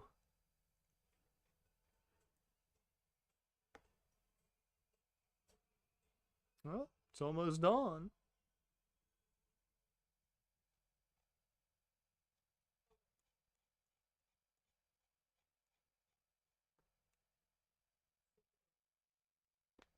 The power of friendship. Anime Trope 101. Oh, she's totally a Wendigo. She's got to be a Wendigo. Oh, okay. That's clever. That's the tunnel that leads underneath the facility.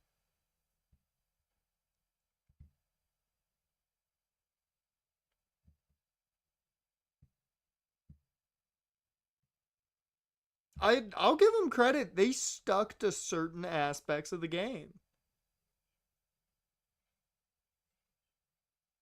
They really stuck to certain aspects of the game.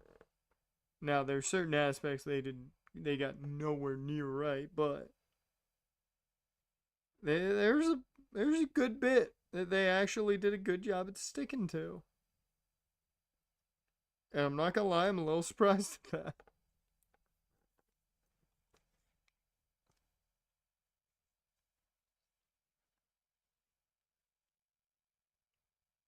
Yeah, this is the area where I believe it's Hayden Panettiere is tied up, and Max shows up and helps her out.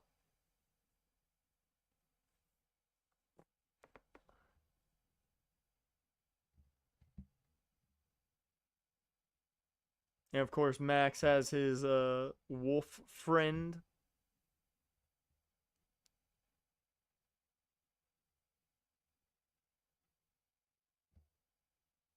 Dear Lord, that is a massive contract for Ryman.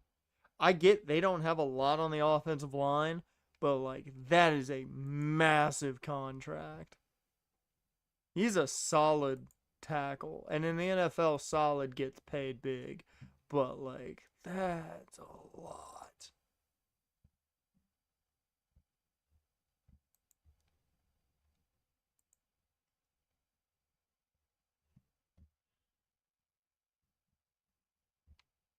Damn it, Yamamoto hit. Fuck. Should have played Yamamoto.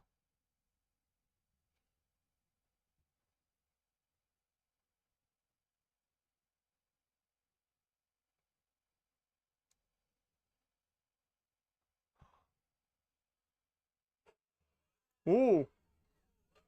Wendigo. I will say one thing with it feels like they took a lot from I think it was the VR game that was a prequel. I think they took a lot out of that as well. Because I never played the prequel games. I saw some things about the prequel game, but I never played any of it. And it feels like they took a good chunk out of that as well. With some of the backstory to the facility.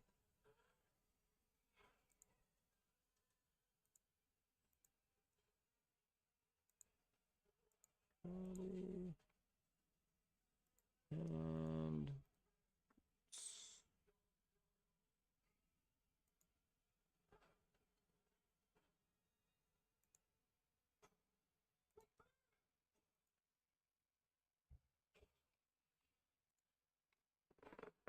oh, Josh is back.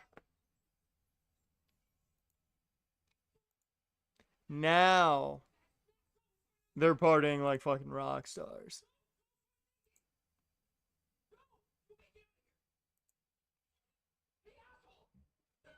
Hey, asshole.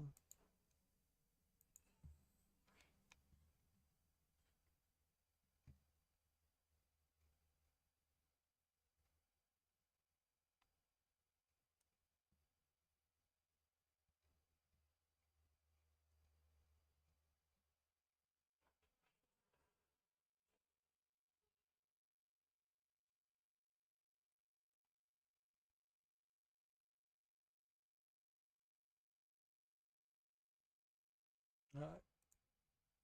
So now, done with that.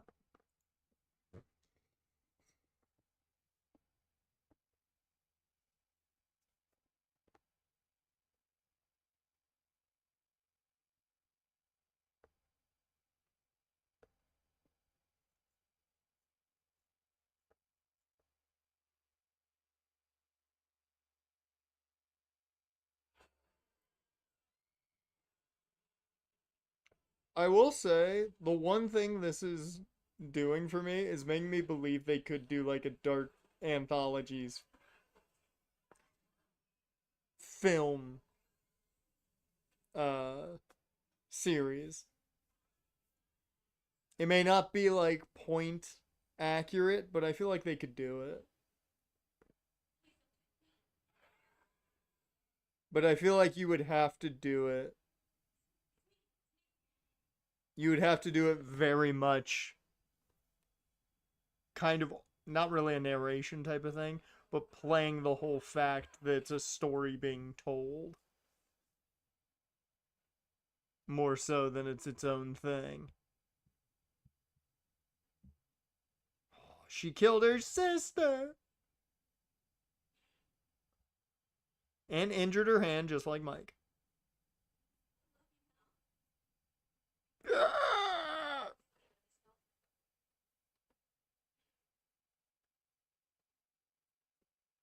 See, the only thing I don't like is this is not how you kill the Wendigo. You need to burn them. We know this.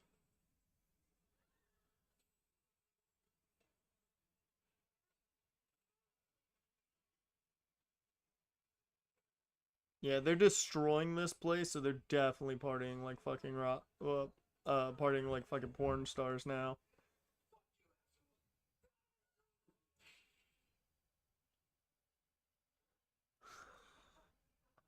That was kind of great.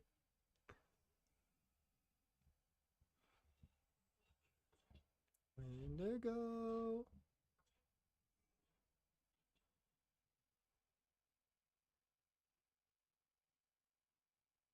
Oh, not the red strobe light. That's gonna make the haunted house terrifying.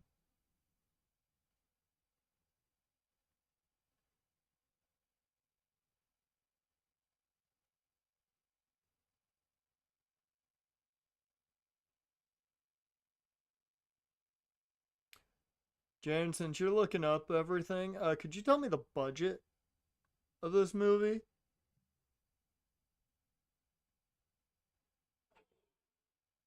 That was pretty good. I like that.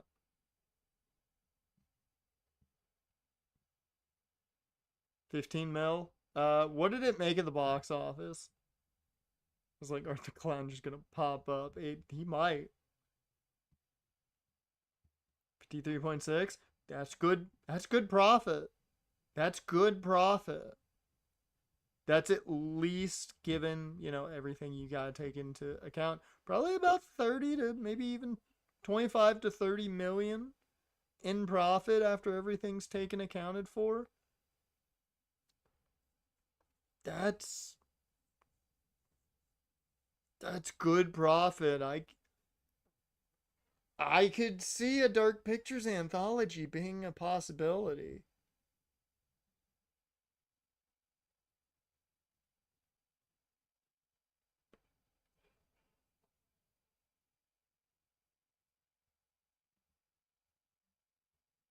Really, this game just exists in the Until Dawn universe. It's not a remake.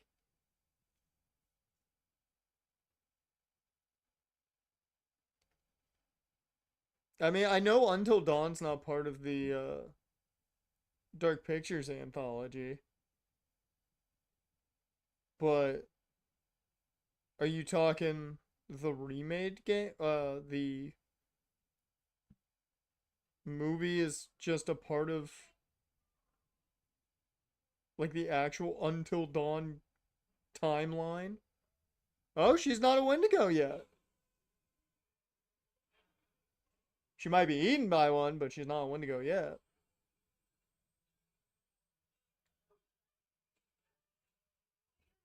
Movie isn't a remake. Same universe alongside The Quarry. Oh. So the movie is in the same universe as The Quarry?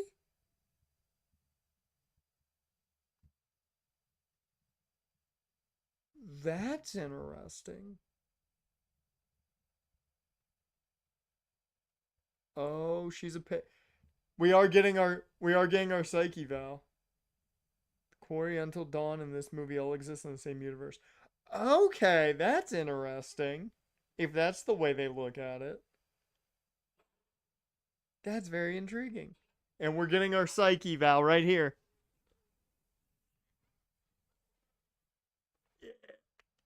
Yay. That I don't believe he takes his coffee that light. Peter Stormare's got to take it like pitch black. There's no way.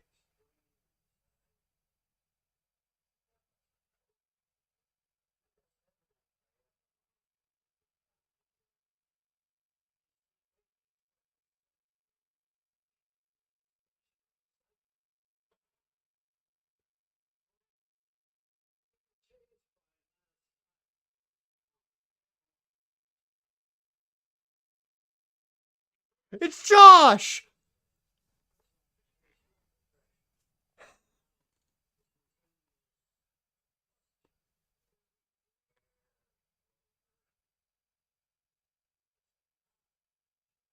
Oh my god, they did it. They at least gave us that. Oh my god, thank you. Okay, this movie's winning me over.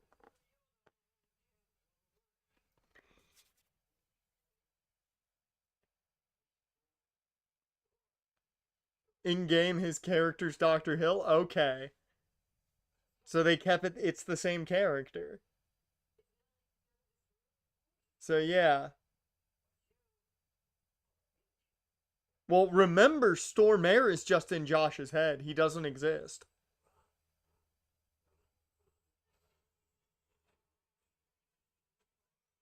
Remember, Dr. Hill in the game does not exist. He's all in Josh's head when he doesn't take his meds.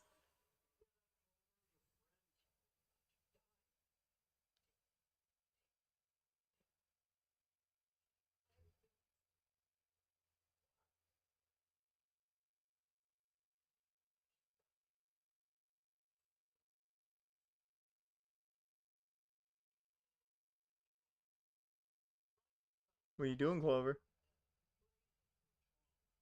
It's the same office too. I just noticed it's the same office. Once again, I don't think he takes his coffee that light. Yeah, this movie, they were doing slight references earlier. Now they threw in the full shit. David F. Sandberg, thank you.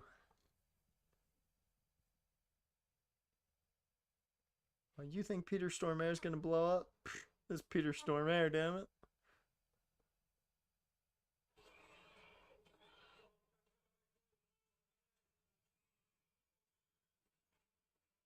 And now it makes a little more sense how I was thinking they were doing things kind of based off the prequel game as well.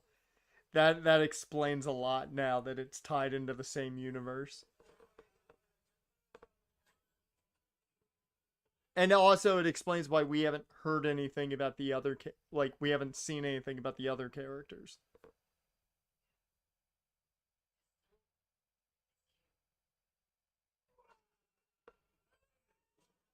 No, not Peter Stormare. No, he's the best.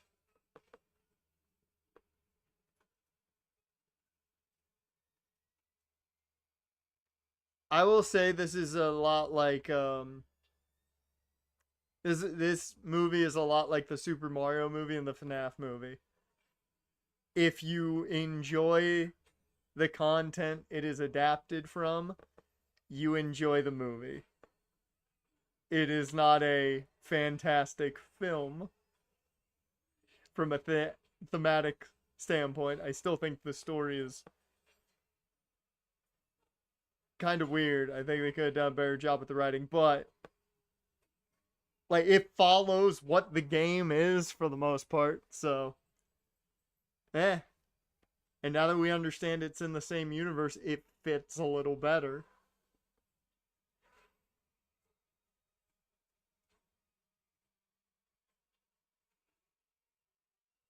Uh-oh. Oh, they even had the corkboard that's in the game that you pass at one point. Like that corkboard that's right there that has a bunch of stuff that Mike sees at one point. Yeah, that's actually cool. After a mining accident was Stormare discussed before. Exactly. Stormare talked about the mining accident. Yeah. I give them credit. They stuck to a lot of the game's story points. Oh hey, throwback to the beginning.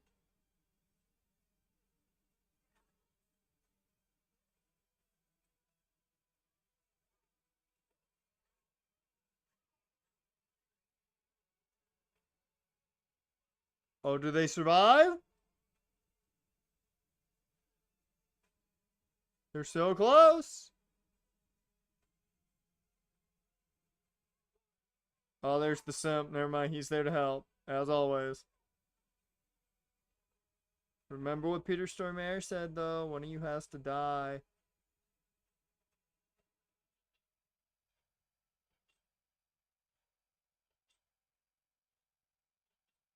Did they get the good ending?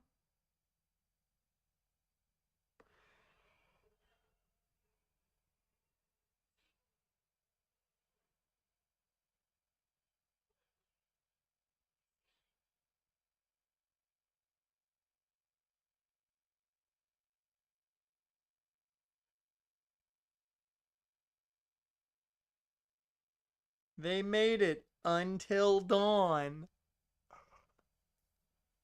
And the rain dissipates? Okay. Yeah, so it clears the path for him.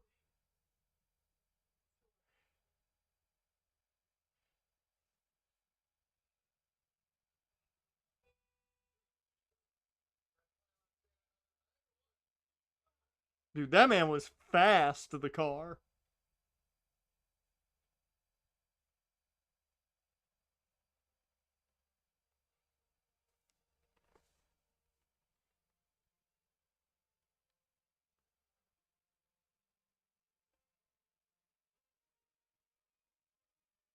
He's trying to pass the John Ross's 40 to get in, yeah. That man, I think, made it like maybe 3.8. Like he was sub 4 with ease.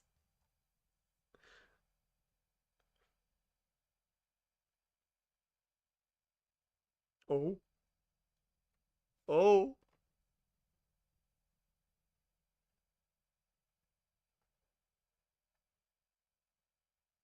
Oh, the snow.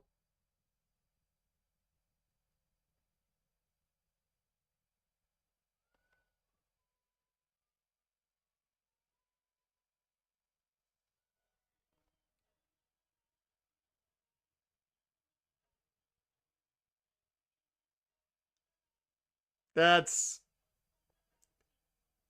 that's clever. That's a clever way to end it.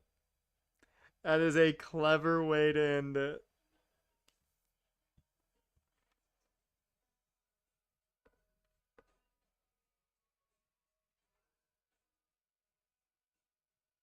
That is a clever way to end it.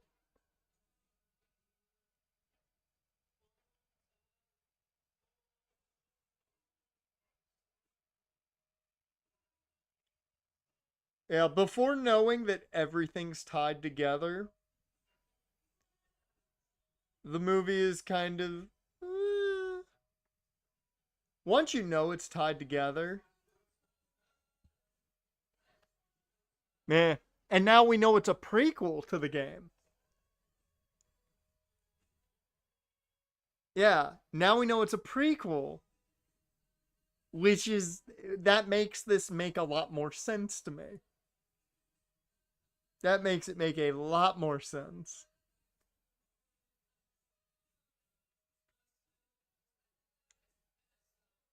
Because I thought it was, frankly, shit remake, but solid prequel. Yeah. So technically, if we want to go timeline wise, it's the VR game, this, Until Dawn, and then I guess whenever the quarry takes place in the timeline.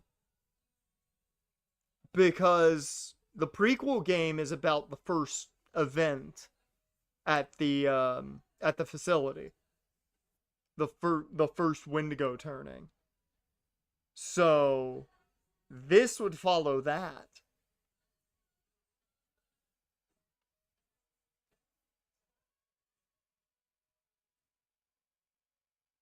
Oh, no, I thought maybe we were getting a post credit for a second. I thought maybe we were about to get a post credit. Let's make sure there's no post credit. We'll wait this 4 minutes out just to make sure. No mid credit, maybe. There isn't one? Okay, well. That's sad. I was hoping for a post credit. Yeah, that little cabin was our post credit. I'll give them credit. I'll give them credit where it's due. They did a lot of good. There was a lot of good in that movie. And once you know the timeline is supposed to be situated in a way, that helped a shit ton. That helped a shit ton.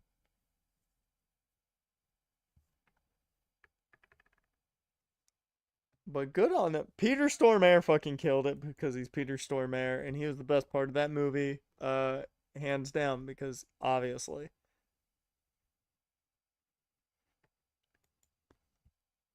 I will say, even with not knowing, it's still okay. Like, it's not bad by any means. We've watched a lot worse movies. A lot worse movies.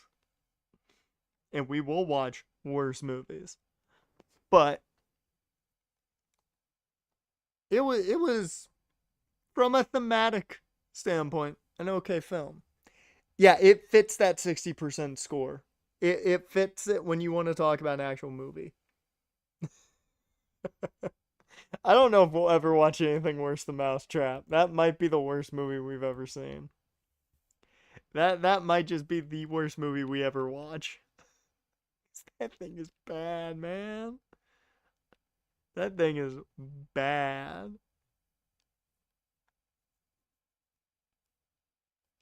I usually want to check something because I didn't check it when I was watching some anime earlier. I want to check if a certain movie's out on Prime or not. I don't think it's out yet, but figured I'd look.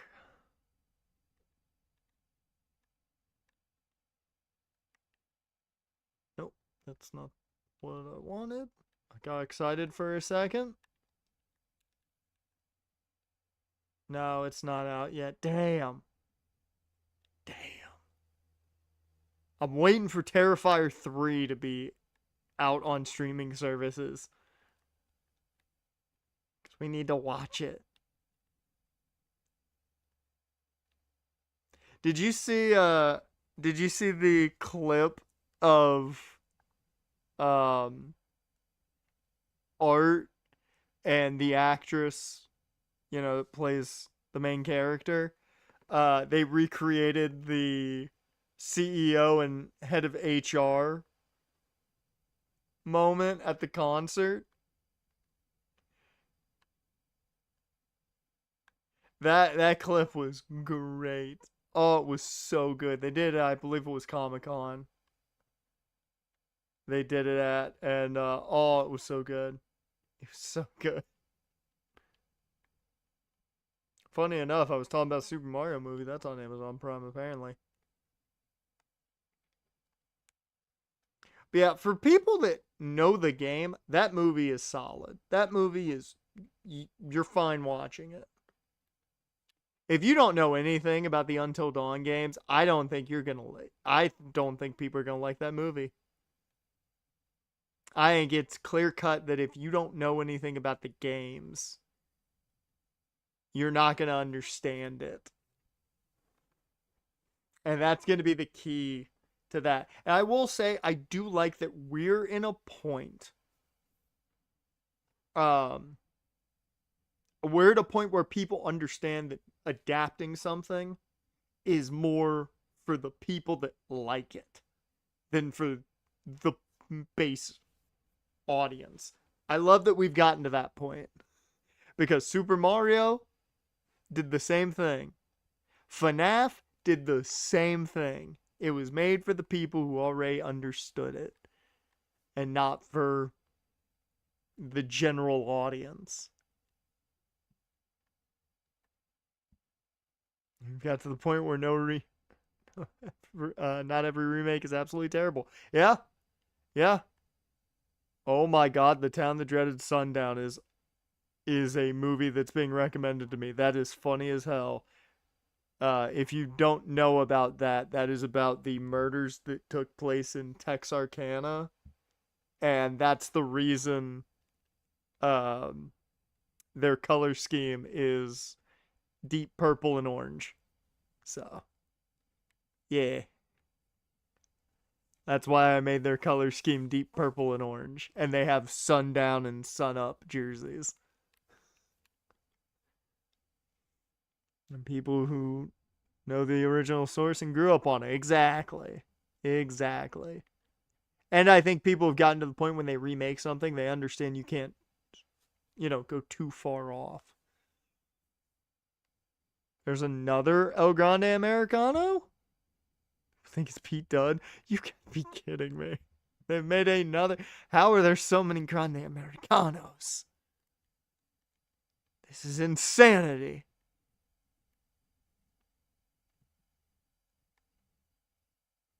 I'm just looking at what else is actually on streaming services at this point.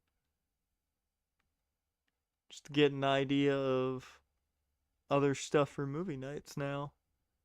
Because I haven't actually checked movies lately. Oh, The Wolf of Wall Street's on Paramount. Oh, it's such a good movie. I still will go down saying that that's the movie that Leo deserved the Oscar for. He deserved it for The Wolf on Wall Street. He had no competition when he won it for The Revenant. He had no competition whatsoever. But he should have won it for Wolf on Wall Street, hands down. It's 100% Pete Dunne? Oh, no. Oh, God, I feel bad for him. I mean, at least he's on TV. At least he's on TV. Not as Pete Dunne, but at least he's on TV.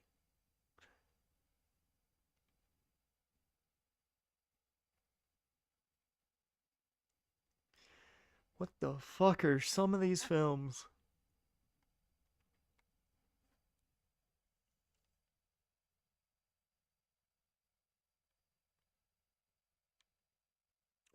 Ooh, The Imposters on Prime.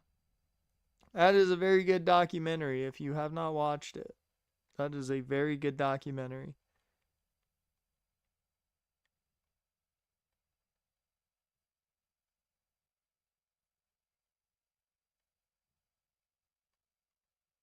I like that this is always what movie night turns into. It turns into me looking at what's on streaming services just to get an idea.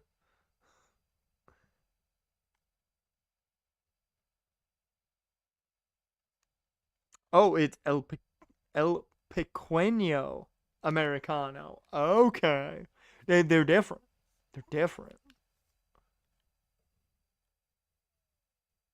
Oh, a fan said that, not officially. Okay. Oh, yeah. I thought they pulled that out in commentary. I'm like, oh, okay, so we're making them do.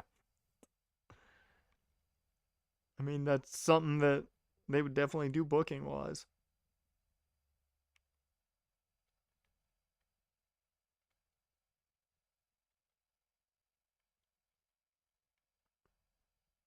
Ooh, they've got all the Digimon Tri movies on here? That's nice.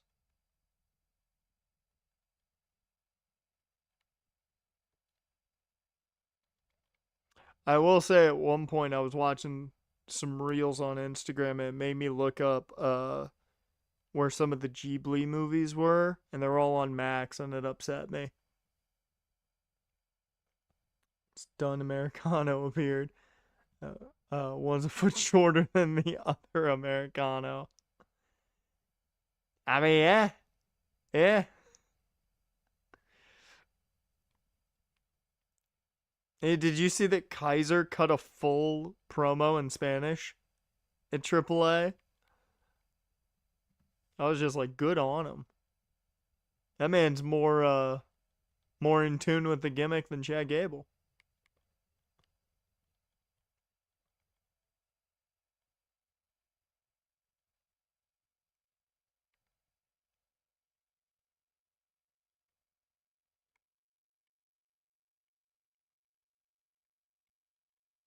Yeah, I don't think there's. Well, I got excited for just a second, but then I remembered Sinners on HBO Max. That whenever I can watch Sinners, we're probably not even doing a movie night for that. I'm just gonna watch it as soon as physically possible because that movie looks fucking great. Everything I've heard about it is good, and a lot of it has been about how good Haley Steinfeld's in the movie. How long before we see a live recreation of the Spider-Man meme? Oh, we've got to get it. We've got to get it at some point.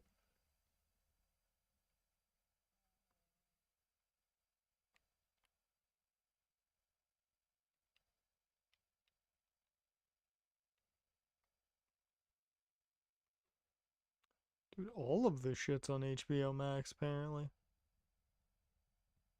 There's a shit ton of good stuff on HBO Max. Why are they trying to make me pay more money?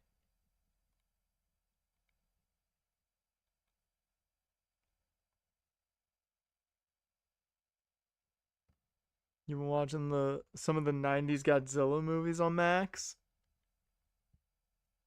And there's Kiki's Delivery. They got all of the Ghibli films. The Killing Joke. I have that on Blu-ray, so I don't have to worry about that.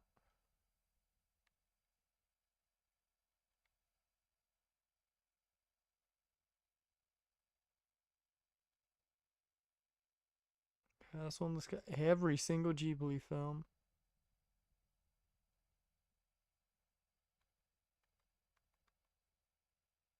I didn't realize Folie à Deux was on Max already.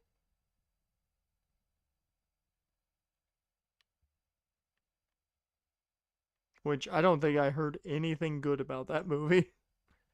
Which makes me sad because Joker is really well done. And the fact that the sequel apparently is not good is just sad.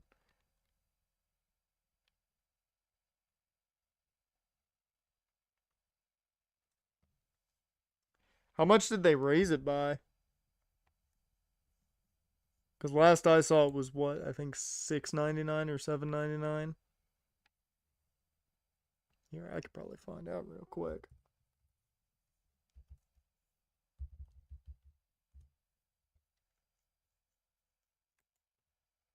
I don't know if my Peacock's come out yet or not.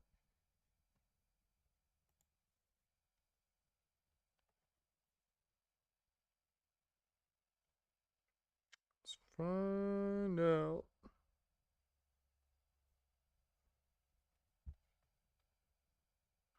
$10.90? No, they did not raise it that high.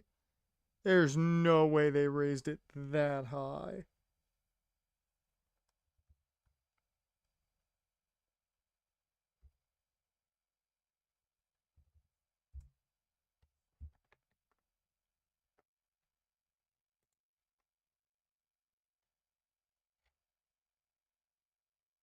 Okay, it still came out at $7.99 for me. So that must be next month. The price gets raised.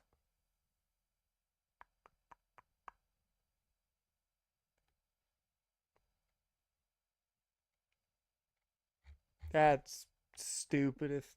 Oh, God.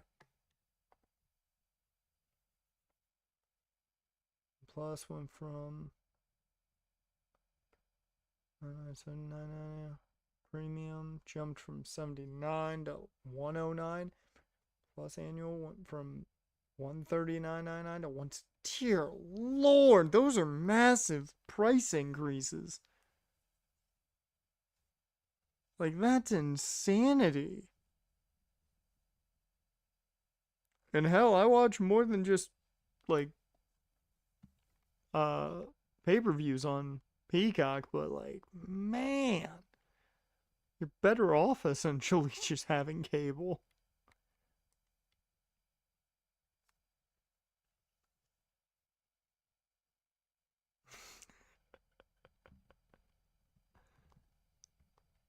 Well, shit, if they're gonna raise that price, let's see what's on fucking Peacock right now. Let's find out what they've added, if anything. Let me get some music going. Now that we're just chatting for a bit.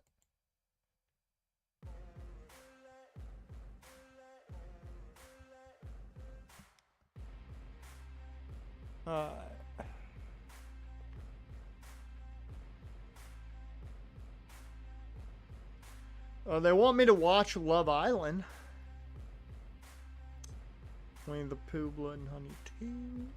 See, give them credit. Blood and Honey only streams on Peacock. Hulu Live TV, Netflix, Peacock, Max, Paramount, Crunchyroll, HDive, and Amazon Prime. So cheaper than what you were paying for cable? Damn. What the hell were you paying for cable? I mean, given I don't know the price of HDive, so $250 for basic cable. I don't know what we pay for DirecTV, but $6.99. Okay, that's not bad. $6.99 ain't bad.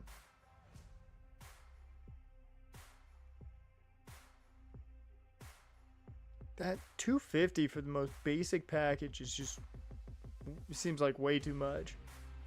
For the most basic package, at least. I could get if you added some, like, some stuff. Maybe not a lot, but at least some stuff. But $250 seems way too much.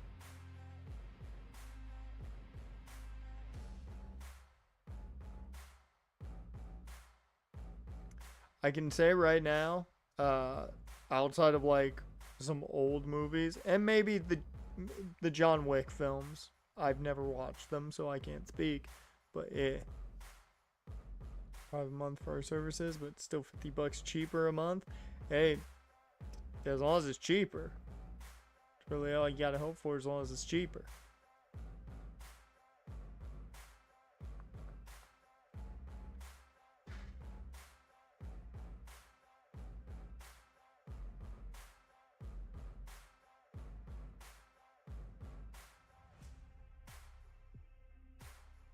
I'm not seeing like anything crazy added lately.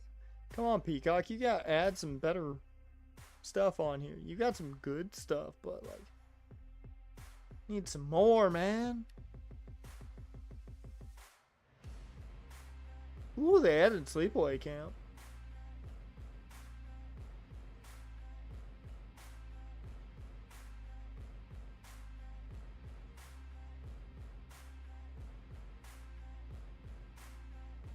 They have The Dark Crystal, which still is a film that I don't understand how I wasn't traumatized by.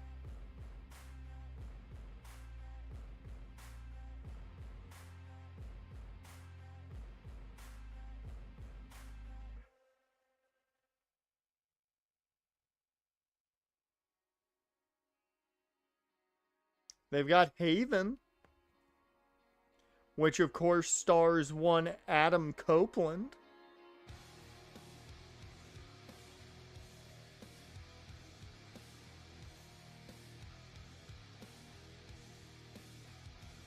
Alright.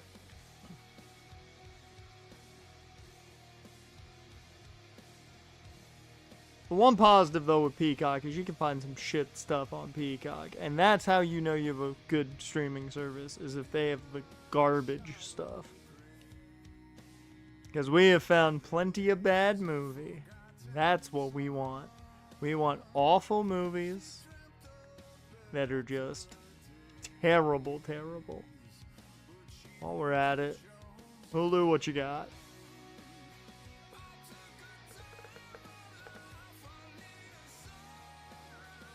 Just out of curiosity, Hulu, what you got?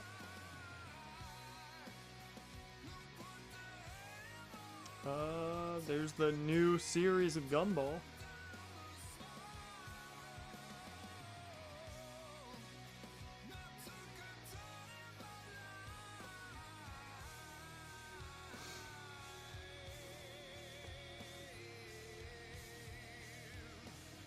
Wait a minute, is that...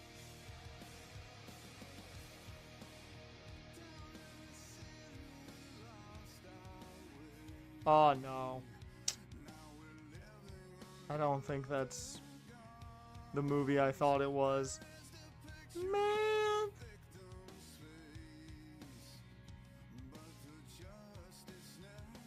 Yeah. Damn it. I thought it was the movie that was all filmed from the killer's perspective. Oh, yeah, bad movies. They got the Pacific Rim. That's a real bad movie. I wasn't the biggest fan of Pacific Rim in general, but I'm like Guillermo del Toro and me are like, we don't entirely get along. I don't think he's a bad director by any means. I think he's very good at making, good films. However, I don't connect with his films very much.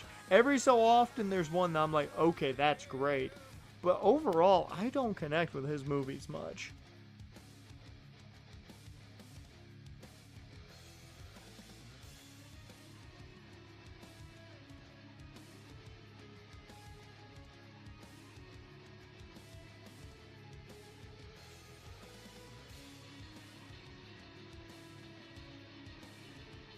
I will say, I wish Hulu would go back to making what was the series called? They don't do it anymore because Blumhouse has a deal with Peacock, I think. But it was essentially just Blumhouse movies. I don't remember what the series was called now. Into the Dark, that's what it was. But they were really good. A lot of them were really solid.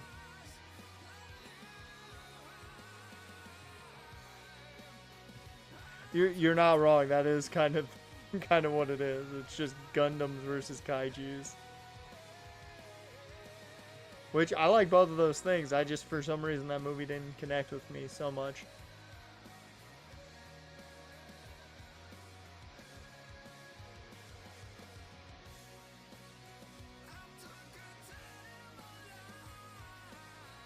Yeah.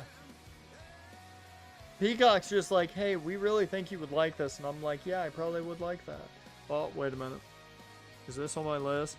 Add my stuff. I found Buffy. So I had to add Buffy the Vampire Slayer to my stuff. Because I grew up with it. It came on right before Big Wolf on Campus on ABC Family. So I would watch Buffy and then watch Big Wolf on Campus, which was a great show that deserved more love. And it had an amazing theme.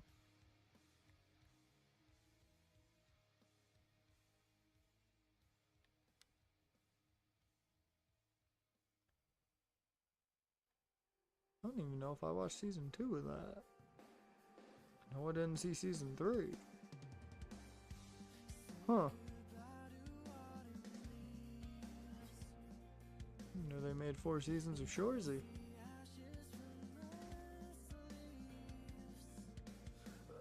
To watch that. Now I'm just looking. Now it's gotten to the point where I'm just like looking like, what should I watch?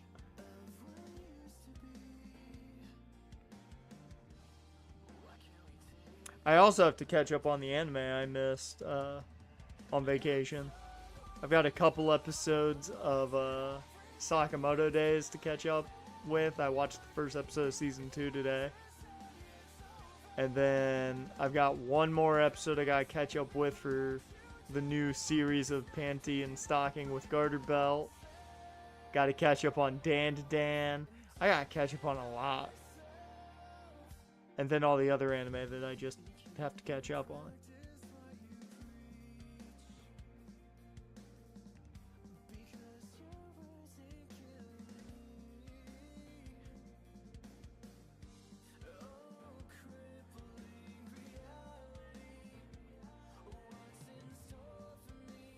Nope.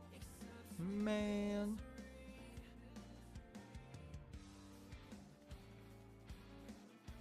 I like that Dan to Dan's not rated. So it makes it even funnier to try and explain the show to people.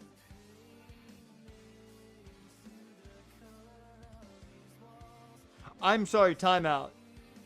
How the fuck is Rascal Does Not Dream of Bunny Girl Senpai? How is it not rated? How is that show not rated? Okay, they've got it as TV-14. That's about right. I think. I don't know. I've never watched it. I just know of it.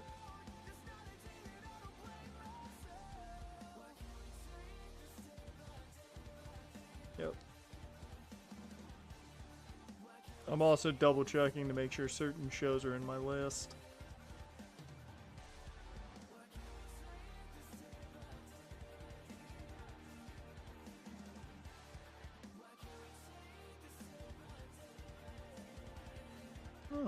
Oh.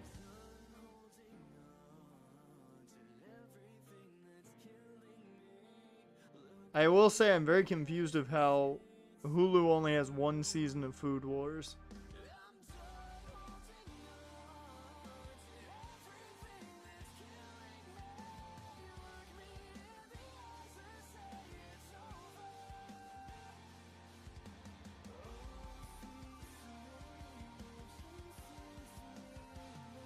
I know it's on Crunchyroll. Almost everything is on Crunchyroll, if not everything is on Crunchyroll.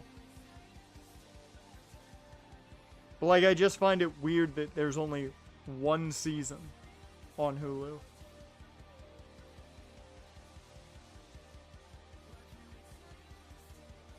I will say this. Now, I don't know if you've checked it before, Jaren. Is season 4 of GX on Crunchyroll? Is the 4th season of Yu-Gi-Oh! GX on Crunchyroll? Because I feel like that alone would be worth having Crunchyroll. Because that 4th season of Yu-Gi-Oh! GX is fucking crazy. It's batshit insanity. You get fucking Sartorius coming back and he winds up helping him. He's not a cult leader anymore. Which is just upsetting, you know? But either way.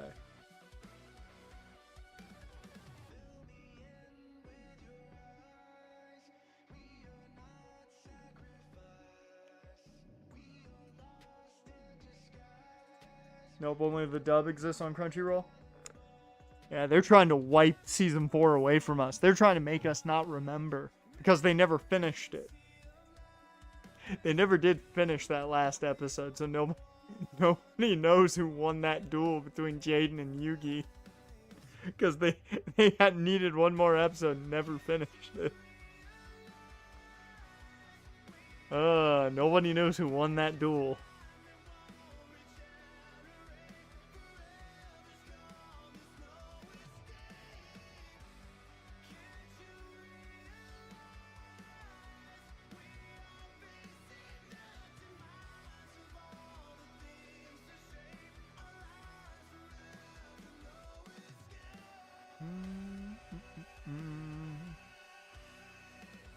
At least Hulu's got the big three. That's good to see. Good for you, Hulu.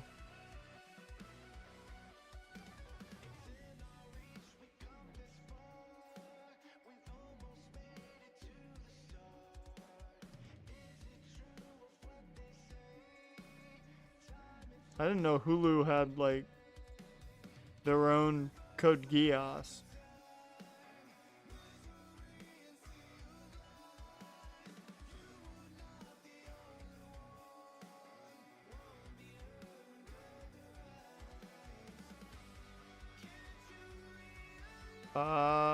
It is Rose of the Recapture.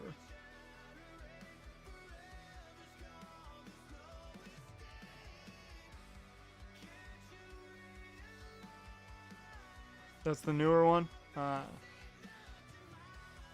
Because I just saw it's got the Hulu mark on it, and I was like, oh, huh.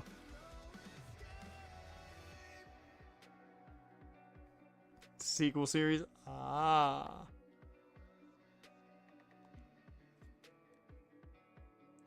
Alright. I think about 90% of what's on my list in Hulu is fucking anime.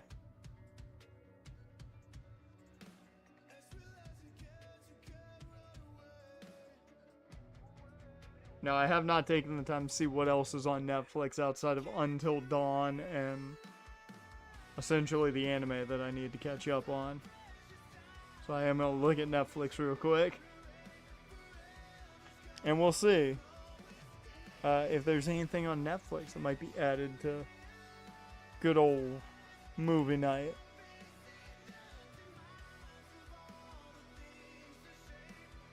Holy shit.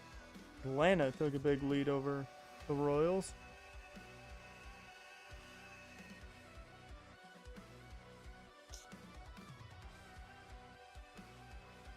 Oh my god, the Angels are winning. Currently. That's crazy. And Kevin Newman homered? What the fuck? Excuse me?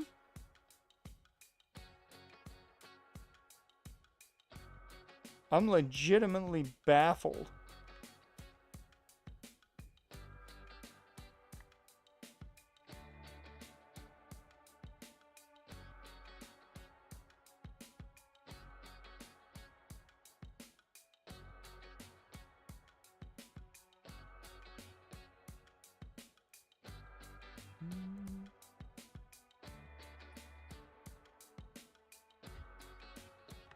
Right. Geass has 3 timelines, essentially. The anime, the movies, which retell the anime but with certain changes. Then the mobile game, which sadly is now shut down. Ah.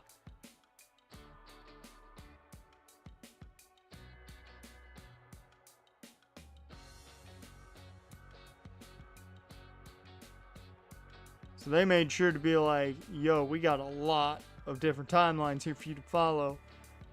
Pick one. Just watch whichever one you think's canon.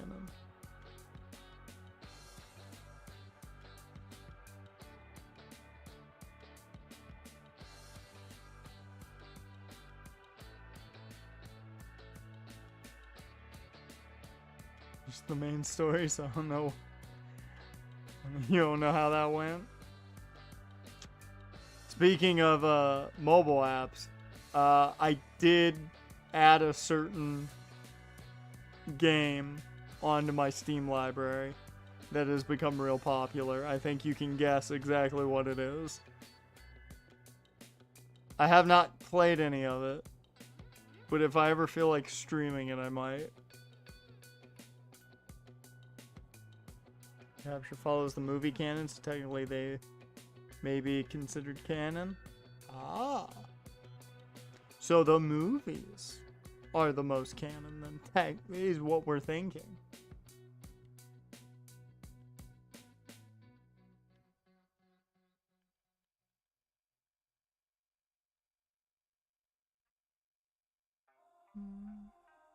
I have to watch Heels too at some point. That's another one of those things I just gotta watch at some point. Need to also watch the latest season of Love, Death, and Robots. There's too much that I have to watch. So much shit, so little time.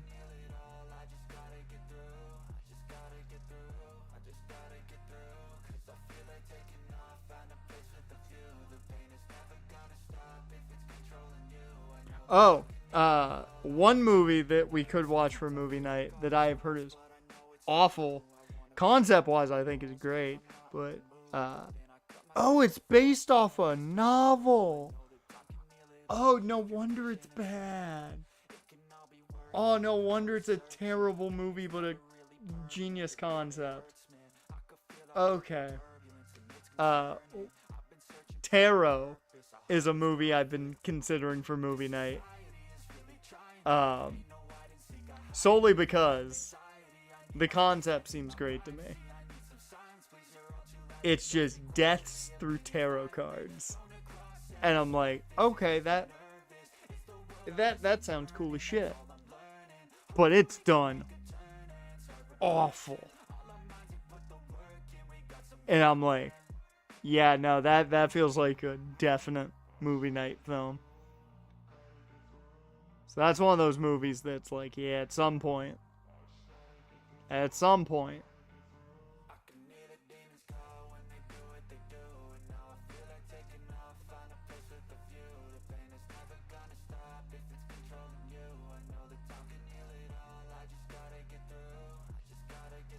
think that's really one of the only, like, movie night ideas that I've had off of Netflix. We could watch the god-awful Death Note movie, which is only good because Willem Dafoe's in it. That's the only good part of it. Everything else is awful.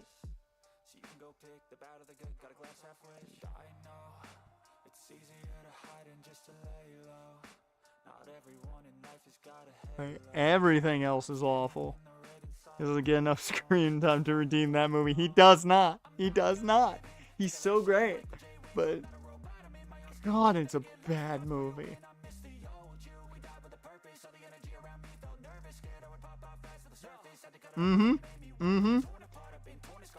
The dude that they got to play L, respect the shit out of that man, because he gave 150% to that role. 150%. But man, I remember turning on the movie, and the fucking second I saw Nat Wolff, the fucking second I saw him, and I'm like, no, that's not light. No. You don't understand my anger. I watched the whole movie because I was like, maybe, just maybe.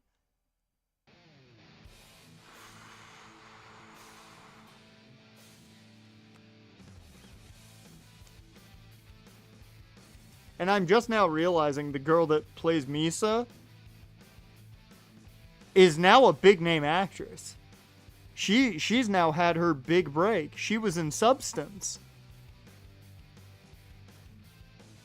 Like, I'm now realizing that. Seeing the trailer play. It's just, bruh. I did hear the Japanese Death Note was really good. I'm gonna have to watch that at some point. Like, you had Willem Dafoe as Ryuk, which was essentially a backup plan because he wanted David Bowie, but David Bowie passed. Which also would have been fucking awesome. David Bowie would have fucking killed it. But you had Willem Dafoe as Ryuk killing it. And you had a motionless garbage Nat Wolff.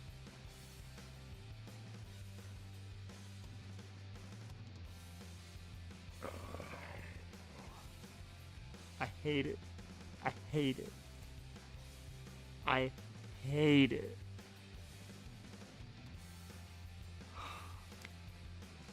The sad thing is, too, I think if you switch out Nat Wolff for any other actor, the movie's better. Legitimately, I think just changing him would have made the movie better. Japanese Death Note live action was the main character in Battle Royale. Well, no wonder it was good. No wonder it was good. Battle Royale's looked at as one of like the best films in the horror genre. Everybody fucking loves Battle Royale. I do also love that because that movie is so bad and they know it, the, you know, graphic for it is Ryuk. That's my favorite part about the movie, is they don't put light anywhere on the imagery. Because they understand that the only good part of the movie is Ryuk and L. That's it.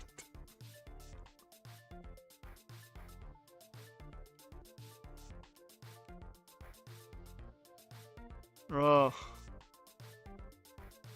He's so bad.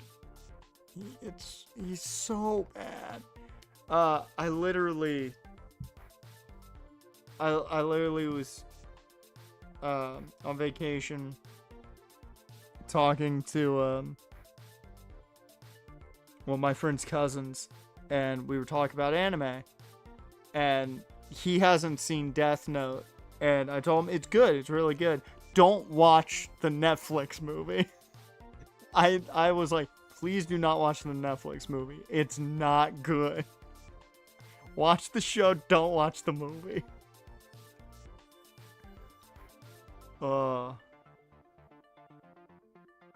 No, he does not voice Batman the Ruby crossover. No, he does not. That, you're lying to me. Now I'm even angrier at him. Like, now I'm even more pissed.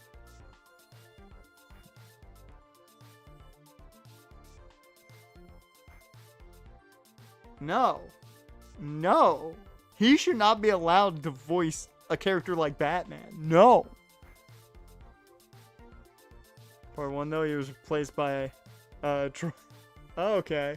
He was replaced by Troy Baker.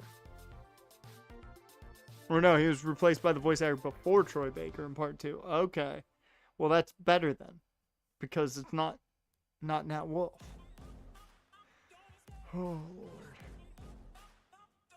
The worst part is, I vividly remember seeing him and going, no, that's not who I think it is. Those were the first words out of my mouth when I saw him in the movie. I was like, that's not who I think it is. And then I found out. And I was like, fuck.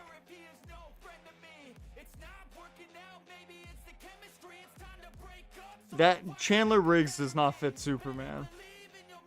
And I like Chandler Riggs, but he does not fit Superman. Travis Willingham, on the other hand, that's still, in my opinion, slightly strange for Superman, but so much better. Mainly because it's Travis Willingham, and he's awesome. But I couldn't see him as Superman.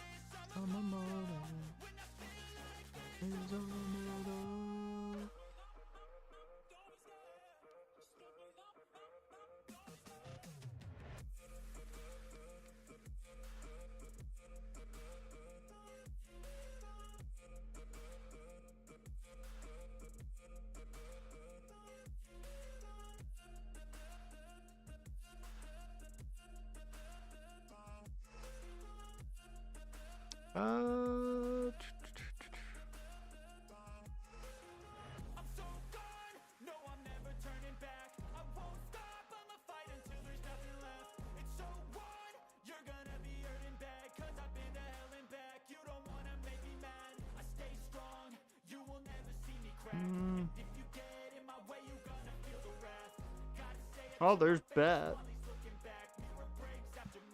So completely captivating. I would watch the original anime first, and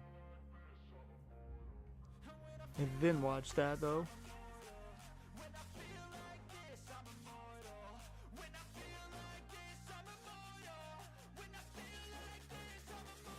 I was about to say, I didn't think it was out yet. Yeah. September 25th. Alice in Borderland Season 3. Troy Baker's in something. Haley is too, and she voiced Wonder Woman in Part 2. Of course. Of course. I think you meant Travis Willingham.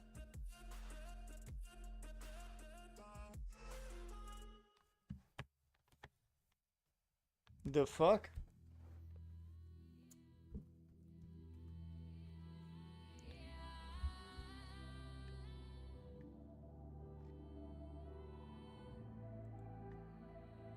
I am going to his IMDb immediately. He was also in Old. He was in Hereditary? And Pig? He was in a fucking Nick Cage movie? He's in an episode of Always Sunny. He was in A Quiet Place Day One. Yeah, he was in Oppenheimer. Bruh, I'm sorry, but his IMDb is so much better than his brother's. Tenfold. Isn't Jumanji Welcome to the Jungle? He was in My Friend Dahmer?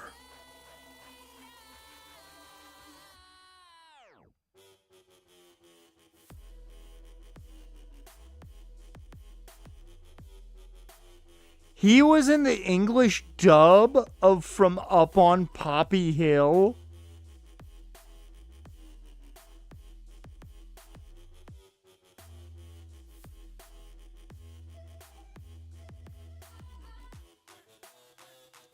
Yep. Now I legitimately have to look at his brother's IMDb just to see how much he's fucking destroying him. In his IMDb. Also, I want you to look at the headshot that's used for Nat Wolff in his IMDb, because, man, no. Just no. Just no.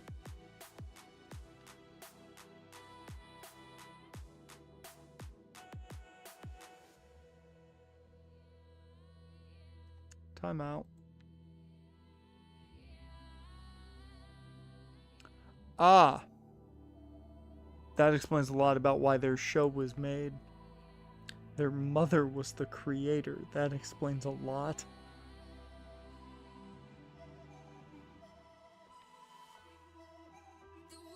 Oh yeah, he was in The Fault in Our Stars.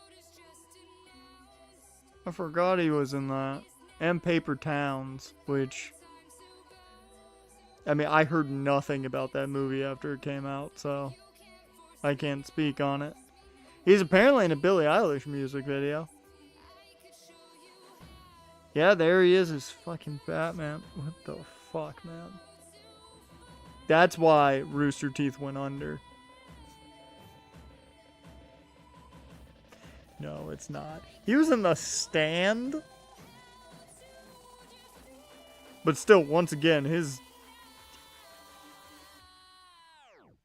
in a lot of music videos.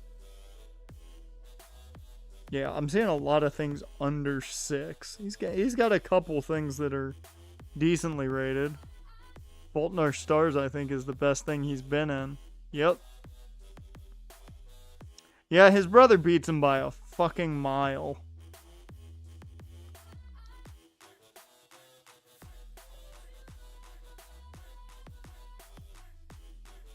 Yeah, his brother beats him by a fucking mile. And that image just shows Nat thinks he's hot shit, and he is not.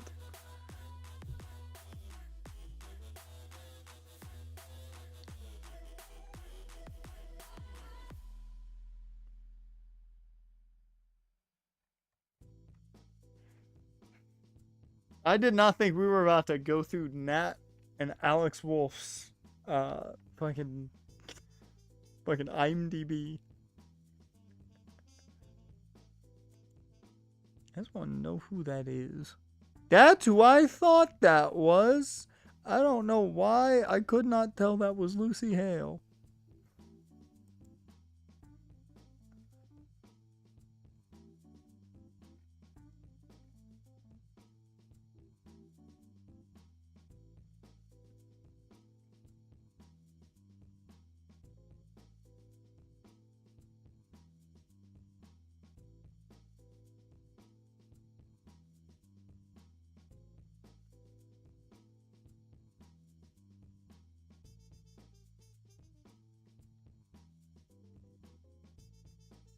Alright.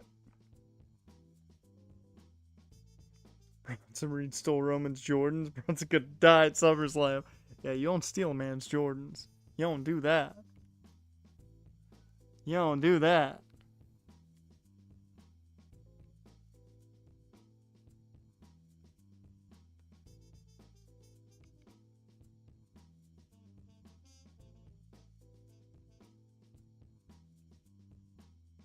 Especially the OTCs, George. You don't do it.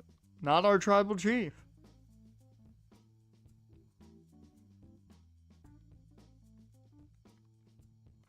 Oh, Miller's Girl is still on Netflix. I watched that. It's not good. It's not good.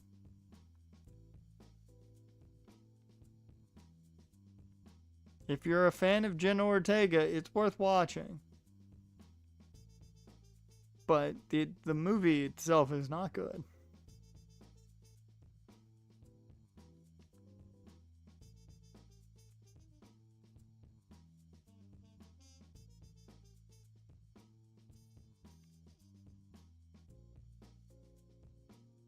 Do they have... No, they have not marked Cyberpunk's next season yet. I know they announced it, but they haven't marked it on Netflix yet. It's getting a new season. Everything Pedro Pascal is. It's really weird that, like, I didn't even realize Pedro Pascal was in Wonder Woman until after he started being in everything else.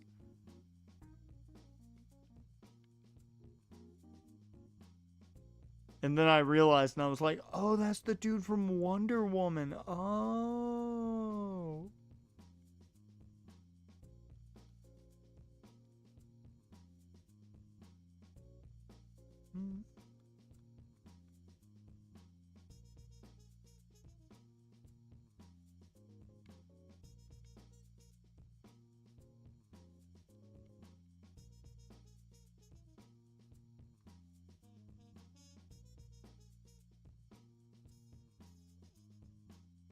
I like that good portion of the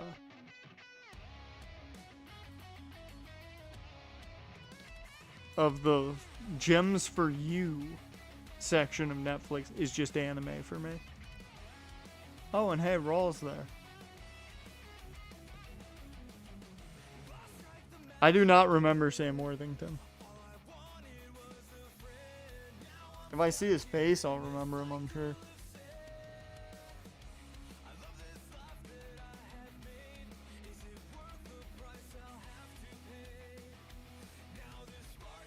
I mean, he looks familiar, but, like...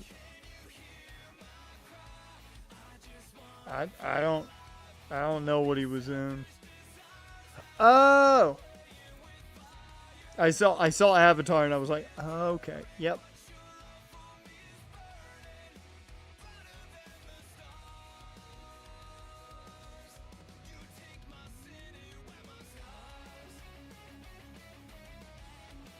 He was in apparently Black Ops 4.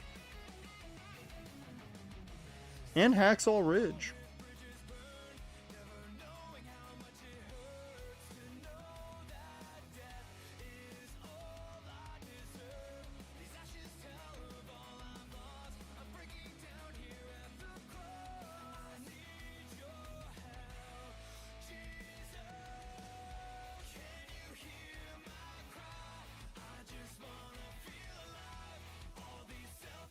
Oh yeah, he did voice the main character in Black Ops. Huh. Yeah, that man just had a little spell and then fell off. Although there's a bunch of actors that are kind of only good with a director, and he may be one of those guys that needs James Cameron.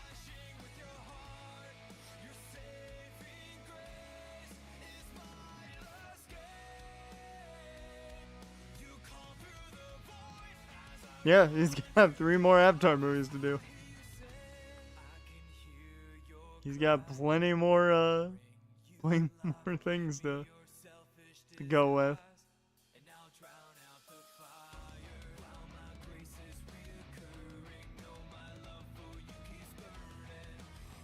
What the fuck is this?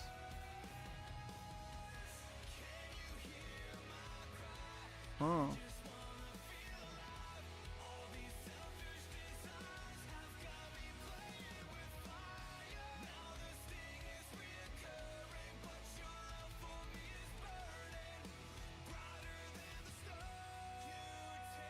No.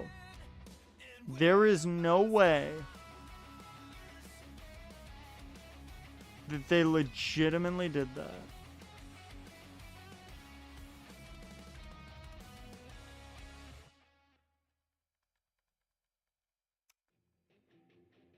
What the hell?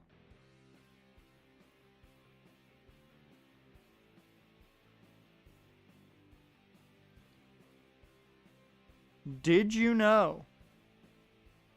This is going to be a fun fact. Did you know they apparently, on Netflix,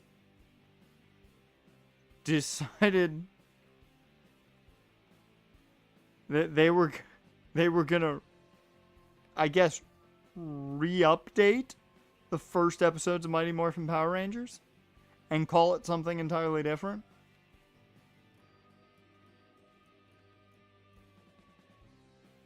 Oh yeah, those movies are gonna make a lot of money. Those Avatar movies gonna make bank. No matter what, they're gonna hit the box office well.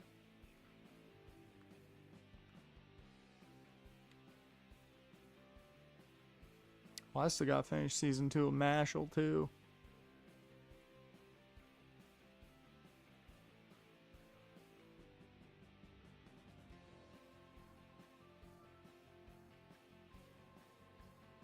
So much shit to watch. You know what? I'll put Craven on the list.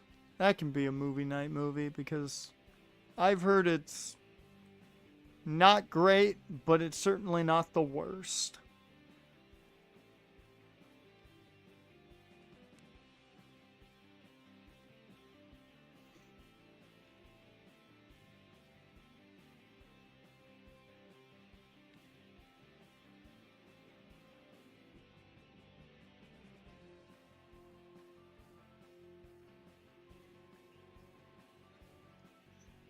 I've just heard it's not the worst.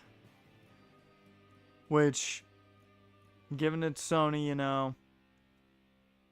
And also, Madame Web is on Netflix and we're not watching that. Even I will not force us to watch that.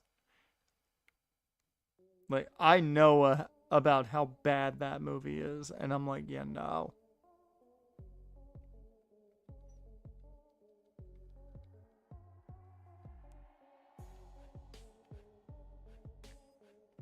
The sad thing is, if I forced us to do it for movie night, I would have watched more of that movie than I would have watched of Subservience, which I stopped watching halfway through because I couldn't.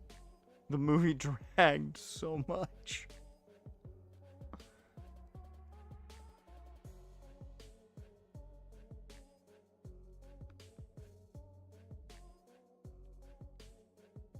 I'm not gonna lie, I could argue that Mousetrap is a better movie than Subservience, only for the fact that at least Mousetrap wasn't overtly boring. It was just bad.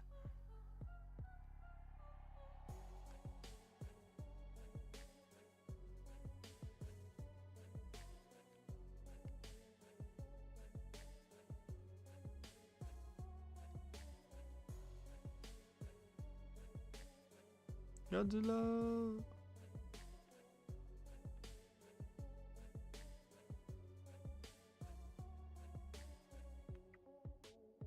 Fun of Mousetrap, Subservience is so boring, you can't make fun of it. Exactly. Exactly.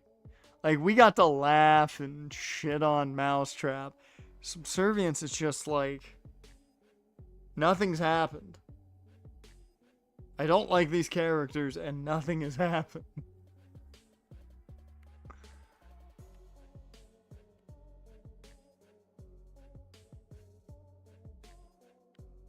Alright, I'm not seeing anything else to really add on yet.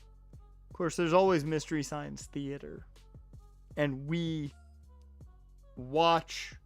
react to people reacting to a movie that's bad.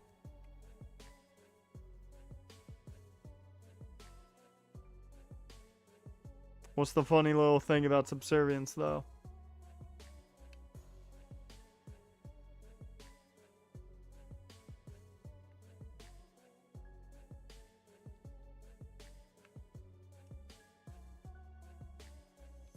It's on my list. It's not.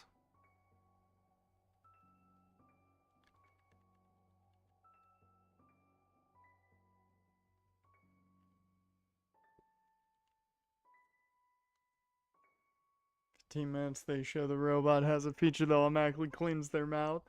They can't eat, so why do they need to clean their mouth? Exactly.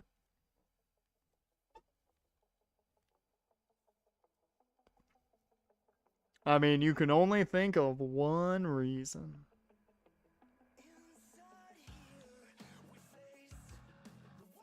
Why is Megan Fox in like 5,000 Netflix movies now?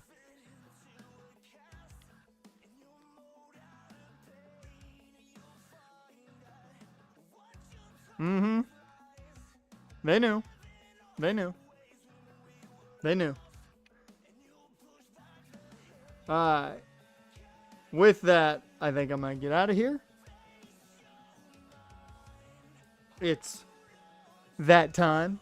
I gotta get a thumbnail here for tomorrow's stream anyways, so that's next up on the docket. Get attention, but not overly expensive. Yeah, not wrong. Not wrong. And she's now no longer attached to the human she created in Machine Gun Kelly. But with that, I'm going to get out of here. I'm going to get the thumbnail for tomorrow's stream. And the schedule is normal. It's just going to be a long week of streams. The only day off is Wednesday, and we got SummerSlam on Saturday and Sunday, so be ready for that. With that, though, Jaren, Dash, appreciate you guys for being here, and I will see you next time.